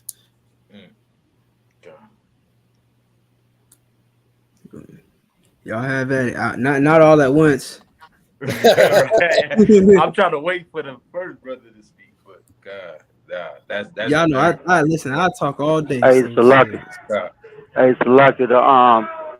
Well, really, it's like the morale. Like everybody wants to break down. Everybody want to win the debate. Everybody want to be able to say, "I know all. I know this. I know that." But if you ain't got the answer, then what we doing? Because that's really, supposed to be the morale behind all of this. You can know all the scriptures you want to, but if you ain't got the brotherhood, then yeah, it's like you're defeating the purpose. So when the brother comes to you with the problem and you can't solve it, you forcing me back the other way, in the other direction. I'm coming to you for help, and if you can't give it, then that need to be like, when you say the UPK, we put the P in the UPK, you make it practical for the brothers that don't understand the spirit behind knowing the scriptures. Because I remember it was a time where I had, first got in my situation, and I reached out to the school before I understood what I'm trying to explain now. All I was getting was, oh, brother, just, put the kingdom of heaven first, seek ye first the kingdom of heaven. And Cap started telling me scriptures and breakdowns. I ain't understand that. I'm like, man, what's wrong? This man just hear what I just said. I'm trying to tell this man about some, he's telling me scripture. But then later on, when I see that, I had to put this down. I had to change the way I eat. You know what I'm saying? No more this. You know what I'm saying? I had to, change my ways, and I started picking up new routines, and I started getting different reactions when I started, when I changed my whole mind frame. No, y'all know the precept. No man, you can't put no new wine in the old bottles and all that. So when I made that transformation, I started seeing I'm getting different reactions, and I'm started, in my life, and everything is changing. That's what made me invest more of my energy into this change that I started to see coming. Because I'm seeing progress now. I'm seeing progress now. I ain't, what I'm saying, getting the same reactions I was getting before. But yeah, that's more so what I was saying. Like, if you ain't got the answer, then ain't nobody trying to hear no scriptures. You got to be able to make that come alive. You know what I'm saying? Before they learn the scriptures, you got to be the one to explain it to them, show them, prove it. And once you prove it, that's gonna make the brother invest themselves into that. And you'll be like, "Hey, I'm telling you, it worked. I didn't understand that first either, But when I followed the instructions, it changed everything. And that's exactly what happened to me, man. So when you're talking about, you know what I'm saying, what you think we should do, I think we should like invest more of ourselves into these situations to win the brothers over. Because when you might walk past like the brother, Officer Isaac say, walk past the brother, he just interviewed a brother on the street, and he was hopeless. He's like, man, I don't have no other options. That's the only thing that brought me here when I ran out of options. Those are the ones that need our help. Because as of right now, they at the point where any given second now they on the verge of doing something crazy. You need to catch them right now. The other ones maybe they ain't ran out of options yet. They still stuck. Sexy Red, she still got a couple dollars. She might think it's all right. But the ones that's on the brink that done lost it, those are the ones that you need the most. Like the brothers that's just stepping out of prison, they are the immediate. They should be priority. They are the ones that's in immediate danger of Yeah. risking it all. So yeah. Okay. Damn, If I man. What may, you, Marshall Mar, what you, if I may, Salakia. now you If go I ahead. could, like what you saying is super heavy, it's detrimental, man. I mean, cause like these, like what y'all witnessed on that panel on Big O is that they know the Bible, but they don't know brotherhood. You understand? Like these cats then went on YouTube and typed in how to break down the Bible, black version. Right, right. And then thought that they could go and do that when this is more than just knowing scriptures, man. This we in the ISUPK we got a disclaimer on the front of our videos. It says the men in this video are trained professionals. Do not try this at home. If you try this at home, you are just a YouTube warrior who typed in how to break down the Bible, black version, and you don't know how to really fix black people. You just know some scriptures. You know the John 3:16 breakdown is not talking about the entire universe. You know that much. You understand? A lot of y'all still struggle with knowing who Israel even is, let alone how to save them. You understand? So that's the problem that we have on these apps, which is why the ISUPK is the home of the truth, and you should come home. You should come home and help us bring some more of our brothers and sisters home. Like Mashumar just said, man, we need them brothers up in here because they gonna go off the deep end in the world. They waiting to find the truth. You hear them coming and asking for the truth, and you say, man, we don't want to hear all that. You ain't no better than Lil Yachty, man. You ain't no better than Lil Yachty, and you gonna laugh at their trauma. Right. And keep it pushing. Make it content.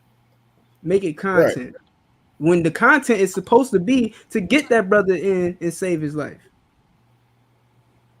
It's a lot. Shit, if I may, if nobody else was gonna add anything, man. I do want to applaud Officer Marshall Mar, you know what I mean, like for staying strong and all that he's going through and keeping the faith, man. That's definitely commendable. You know what I'm saying? And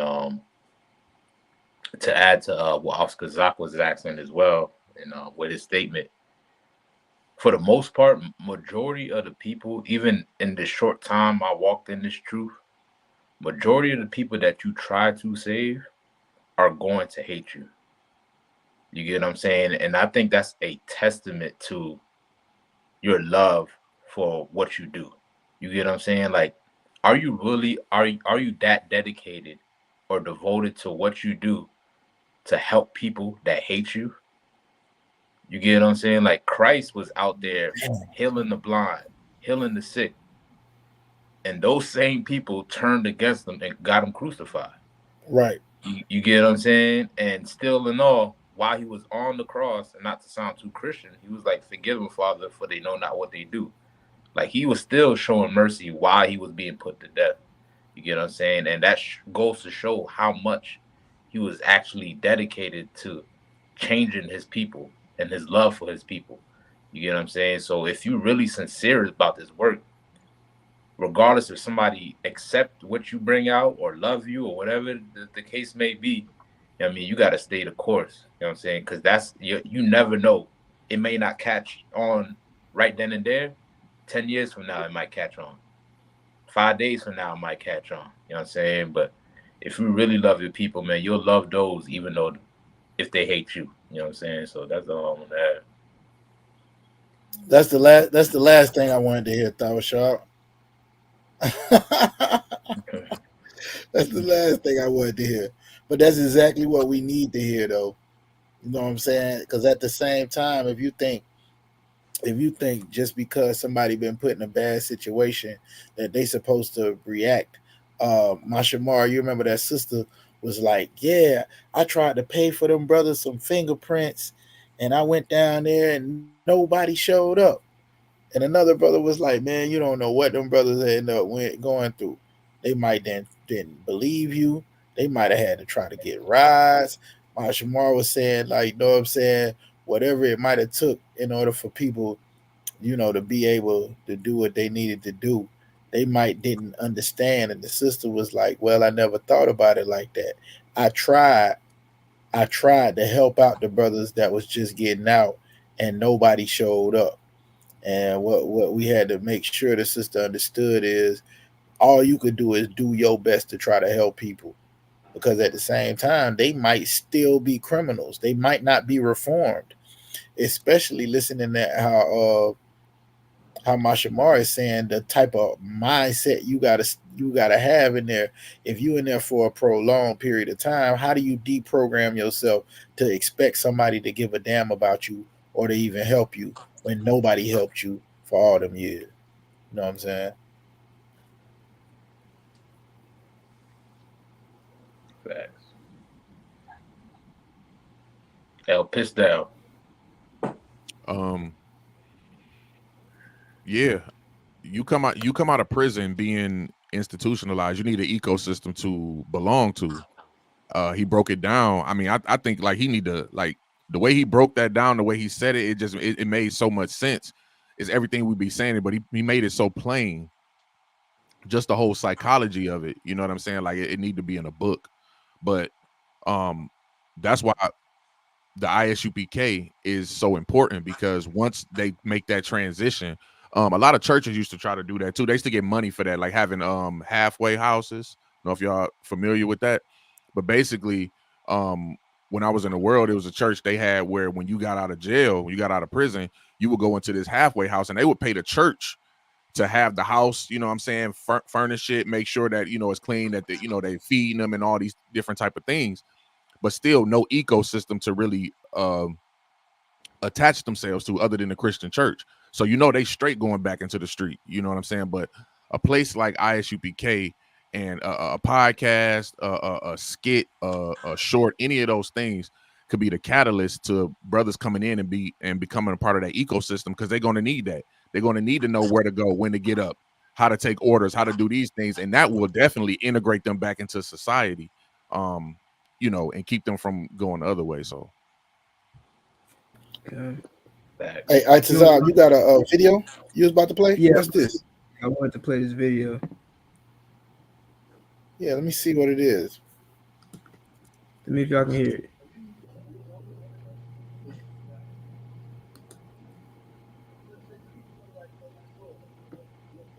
It's kind of low. Huh? Yeah. It's low.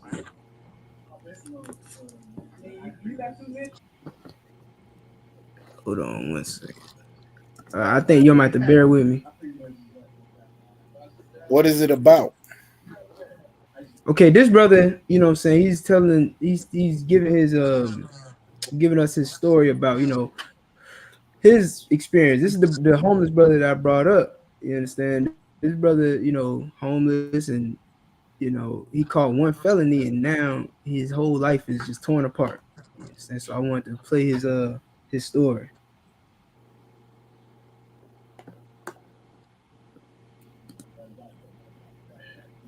What year was this? From 2016 to 2020. Oh, that John, I edited it. Edited it, Yeah, right? nah.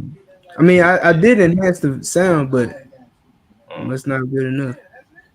Yeah, it's real low. Yeah, it's real All right, low. so we'll come back to it. I'm gonna tweak it a little bit. You know what I mean? But yeah, like it just goes to show you like this is real life. This is the real life scenario of this exact thing that we talking about. You know what I'm saying? The same brother that was in, and it's crazy, it's heavy because that it was the same day. We had that council Sunday, right? Sunday night. Mhm. And you brought up the whole conversation. This was earlier that same day, this interview. That's So crazy. it's like, yeah, like the Lord definitely wants this story to come out. You know what I'm saying? Fact. Wants the world to see see the comparison.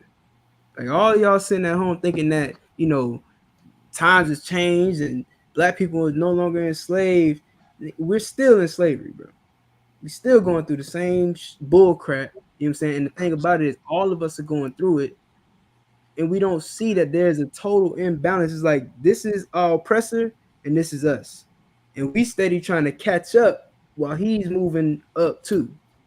He's like, the more we work hard, the more we fight in the military, the more we on a police force, the more that we work for them. We get hired by them. We have none of our own businesses. We in prisons, filling up the prisons, and all of that money is going towards them. When you got when you getting 3 hours in the cot, you're paying for that. You understand? Like that ain't free. So they getting paid off of every bed in there, off of every cell in there, off of every cell block in there, Yeah. every inmate. You understand? Not let alone the court fees, the lawyers. All of these people are on payroll. Everything that you going through in life is boosting up their economy. So the more that you just try to live and survive, the more it boosts them. So you trying to get up here, like it's like you trying to climb this ladder, and they in front of you. And if they slow down, then you gonna slow down. You know what I'm saying? Yeah. There's only one ladder. And when you It's just add that the whole dynamic of they got brothers in there that's working and they getting paid 14 cent, thank you. a dollar a day, $1.10 a day if they lucky. How many brothers they got that's willing to do that just so they can move around a little bit? How much more money they making by not paying nobody to do stuff? Oh, and by the way, when you can't find a job when you get out, we have labor pools and labor services where we're going to give you these jobs and we're going to take a cut off every hour you work. right. That's crazy. Meanwhile, your president has 34 felonies. Good night. Shit. Like the scriptures say, man, a living dog is better than a dead lion. You know what I mean? Like where there is life, there is hope. You know what I mean? So it's not the end for that homeless brother that we interviewed or Nah. anybody that's behind the wall. You get what I'm saying? Like the white man will make you think try to kill your spirit to think that this is it. This is it for you. You'll never be able to assimilate to society again. You might as well just be a criminal for the rest of your life. You know what I'm saying? But there is hope. There's hope out there, man. You know what I mean? Yeah, you saying that let me know that what I was thinking was correct. All I got to do is get this brother to meet Tawashab. All I got to Yeah, do is send this brother to the shock. All I got to do is get him in the hands of some people that actually care about him, probably more than he care about himself. Just because he don't know who he is, we got to teach him who he is, the behavior that he needs. Like, how in the world you gonna tell somebody all you got to do is love, and they ain't nobody ever showed them how to love? Ain't nobody ever showed them what love is. You hear that Right. word, like, yeah, right, nigga. I know survive. I know right. survive. I know that word. I know take advantage. I know op. I know all of these words. I don't know nothing about no brothers and sisters. Know nothing about that. And we have to introduce them to that, and even at the same time understand that uh, these things that we're doing is ordained by God. The ISUPK PD prison department is ordained by God. This ain't something normal that people get to do, and nobody don't want to deal with it. Y'all know it's a place. If you find out you're an Israelite and you a doctor or you a cop, y'all know it's Israelite groups you can go to for that. We don't take them niggas in here.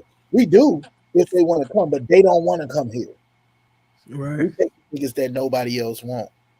These the people that Christ said it's not the sick, it's not the well that need a physician, but the sick. Them brothers that's getting out, them brothers need something to do. And it's a whole bunch of work. And in the words of Captain Kahan, Commanding General Yohana is hiring. We need work. Yahweh Shah is hiring. We need work. You might not even get no damn 14 cent a dollar a day or whatever you was making. But we trying to get a kingdom where black people ain't gotta be in that hell. But we'll never have to sell dope. But we'll never have to go and twerk at a country concert to try to make money because we don't know what else to do with ourselves. So like it. That's right. Right. I got the video. I think it's good to go now. I'm gonna try to play it again. Yeah. What year was this? Pretty good, huh? What year was this? All right, hold on. Let me start a little bit further. Hold up. What occurred that put you in a situation? Oh, this is a long story, man. I mean, you got 2 minutes to talk about it? I pretty much just lost my job. Lost your job? Yeah. Damn, what job you had? I used to drive truck. Yeah. What year was this? Pretty good, huh? What year was this, my bad? Yeah, what year? From 2016 to 2020. So you lost your job in 2020? Yeah. You had been working for that for like 4 years, right? Yeah. Man, so what made them like fire you? Well, how did you move? I had gotten to it, man. Damn, that's it? Yeah. Got into it, man. Word of man. It was hard. Yeah, he said, I think God is shutting on me and stuff like that. That's not what you said to me. It wasn't too much. I really didn't even cuss him out. You know you cut. Oh man, it's just man. You don't want to talk about it? Yeah. We gotta talk about it. So after that, it kind of just like went down. Going bad on Bill. Yeah, I wanted to get the felony. How you get the felony, man? So, battery on the law performance. You pissed off, man. Shit. Yeah. When was this? Like, how long ago was this? This was 2022. Right. By this time, you started back behind on bills. You know what I'm saying? Was you still, like, living, like, in a home? Like, was you housed by that time? Or was you already, like, out on the street? I was out on the street, but the thing is, it's a felony, so it stopped me from getting other jobs, other trucking jobs. So I had a CDL, so that's what's keeping me in this trap right here. Damn. What would you do now? I'm gonna pause it right there because listen, with that brother, the key word that he just said was a trap. God damn, that was the perfect terminology for it. We are. Can you repeat what he said? Huh? Can you repeat what he said? Yeah, he said, I'll just play it. No sweat. No, if you could repeat it, I ain't gonna fry. We can barely hear it, but you can just repeat it. Okay. Yeah. God. Damn, he was saying, he said, once he got the felony, you understand, it kept him from getting other jobs and trucker jobs. You know what I'm saying? He got a CDL, so that's how he was making money. But when he got the felony, that's how he ended up in this trap. Like he ended up trapped like this. I mean, and that's exactly what it is, man. The American dream is a goddamn trap. Yeah. That real. Yeah. That's crazy. You're gonna chase that dream, and it's gonna put you in a damn trap. The American dream for black people is a nightmare, man. This ain't where we supposed to be at ease and dreaming and la la la, and you know what I'm saying. This is hell, and this brother realized that, and that's who we out here for. Just like Officer Mashramar said, man. Yeah, right. So like, if I could, I know Shamar, she mentioned to me that she has, she wanted to speak on this topic, and I don't think she got the chance to speak enough. You want to go for it? Um, Kanye, I just wanted to say that I definitely relate to the whole thing about when you come out of prison. Um, it is like a hamster wheel because my father, um, he got tried as an adult for an assault on a police officer when he was 17, and ever since that happened, like it was like downhill from there. He could never get a job, like legally. So, and he still had, kids he had to, or was trying, to take care of at the time, and things, he needed a place to stay, he needed all that. So he turned back to, illegal activity to try and make it.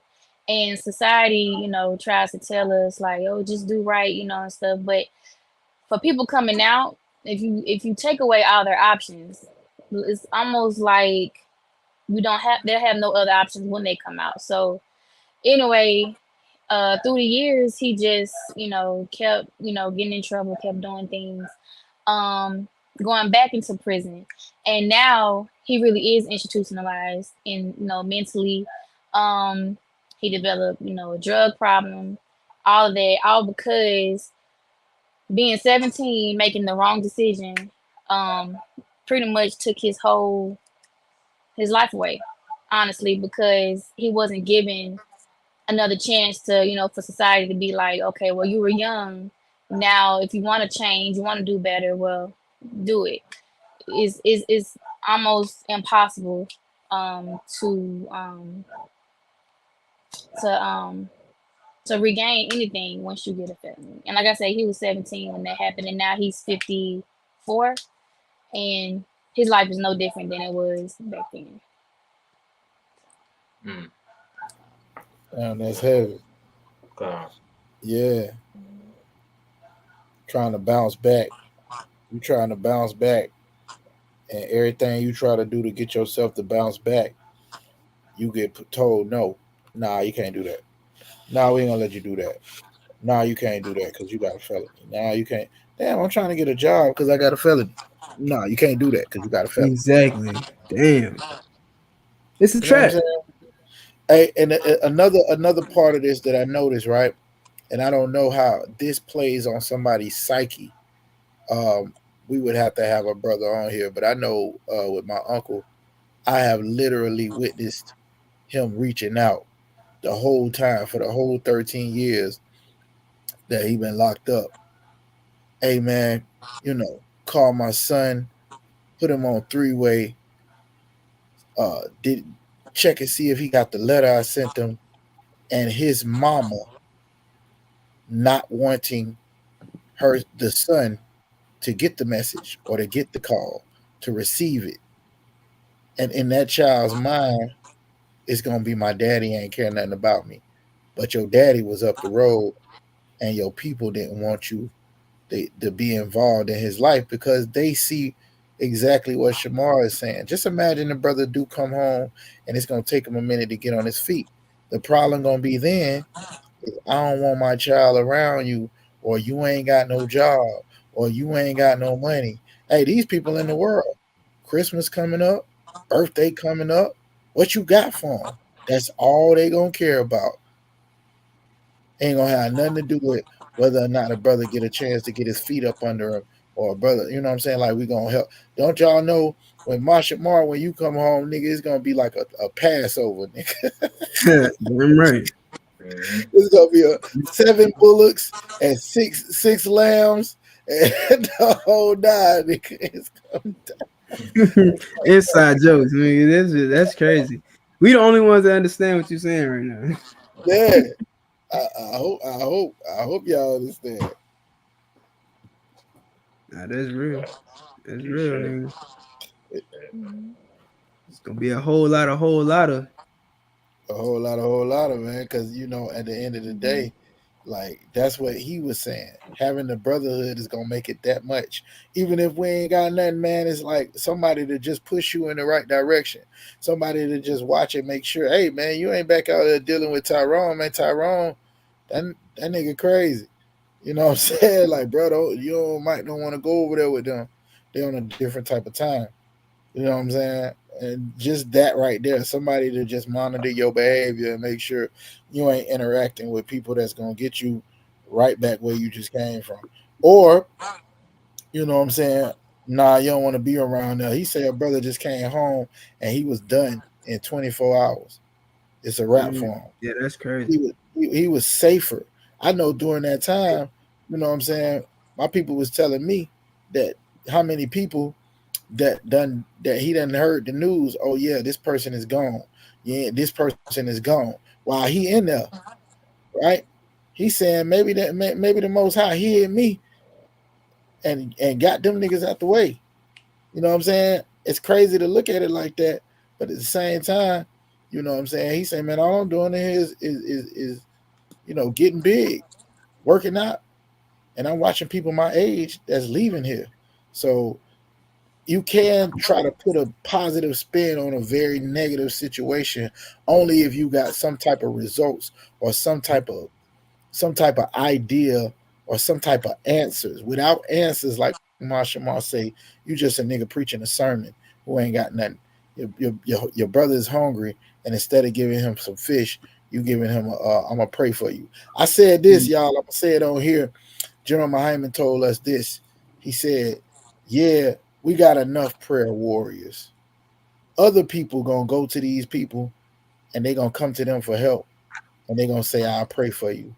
Our job in the UPK is not to just pray for them. Our job is to be the answer to their prayers." Yeah, right. Real quick, the sister Ma'ila asked Shamara, "What state are you in?" I'm in Jackson, Mississippi. Please. Mashamar put the prison department information in the chat. ISUPK prison department. Go to ISUPK. Dang, why is it running together like that? I don't like that. ISUPK prison department. ISUPKPD at gmail.com. Here, I put this one up. ISUPKPD@gmail.com or call 718-709-6606 for more information. You understand? This is the line that you would call if you have loved ones in prison. If you in prison and you can get to a phone, you can place a phone call that number. You know what I'm saying? If you got loved ones in prison, get them this number. Get them this email address. You understand? Because when they get out of them, get from behind them walls, you understand, they need a purpose. You understand? That's the one thing that America does not give you when you get out of them walls, man. When you get back into the earth, I mean into the world, they call it rehabilitation, but there's no rehabilitation. You understand? If you got loved ones and you love them and you want them rehabilitated, you want them to find a purpose out here after prison. You call this number, man, 718-709-6606. ISUPKPD@gmail.com. Send the email, send a text, call. You understand? Because they will not give us this solution. You got the Hey, opportunity to get the solution. So many other brothers. The brother that Mashamar was just speaking about didn't have 24 hours to get this information, to get this solution. Your loved one can. If you out there and you in prison and you watching this video, you can get the solution, man. You don't have to get out in these streets and lose your life in a 24-hour span. That's what we here for. It's not just about bumping the Bible. It ain't just about reading Deuteronomy. It ain't just about reading Revelations, man. We live this. All right, so Salakia. now I was just gonna say, even if they ain't getting out, Right. you might need a purpose. You might need something to do.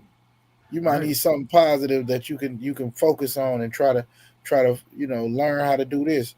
Hey man, learn five Hebrew words. You know what I'm saying? Learn your culture. You know what I'm saying? Get in some of them classes them brothers is gonna be teaching.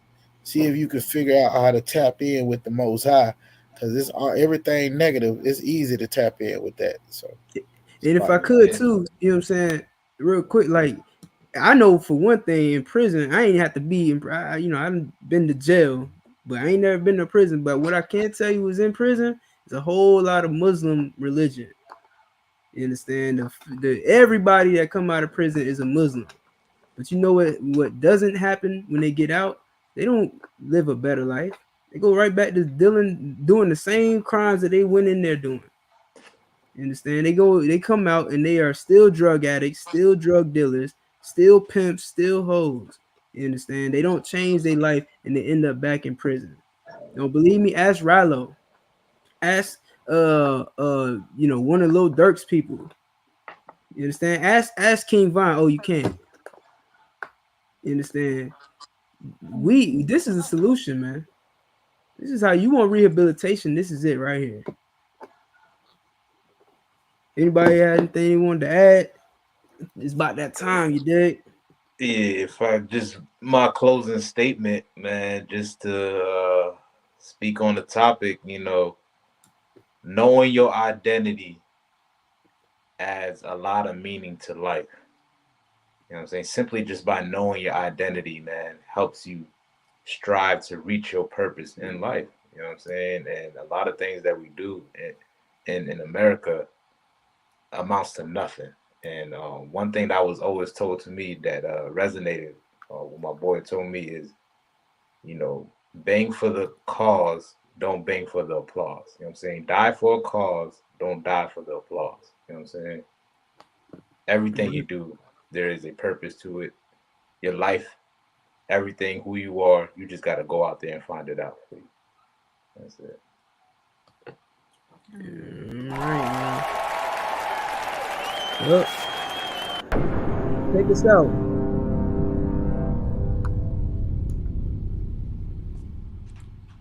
Oh, I'm putting it on the spot. I'm sorry. What you say? I didn't hear you. I couldn't hear what you say.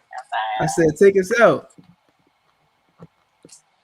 All right. Well, that concludes another episode of War as Usual. Thank y'all for tuning in. See y'all next Tuesday. Yeah, hit that like button, hit that subscribe button, hit that share button. You dig? The water, Mashamar. Next week. The water to our guest, Mashamar Yash. Understand that? Listen, what the brother brought to the stage was well needed and much needed to be said. Donald Trump is the devil. We out. Donald Trump for president.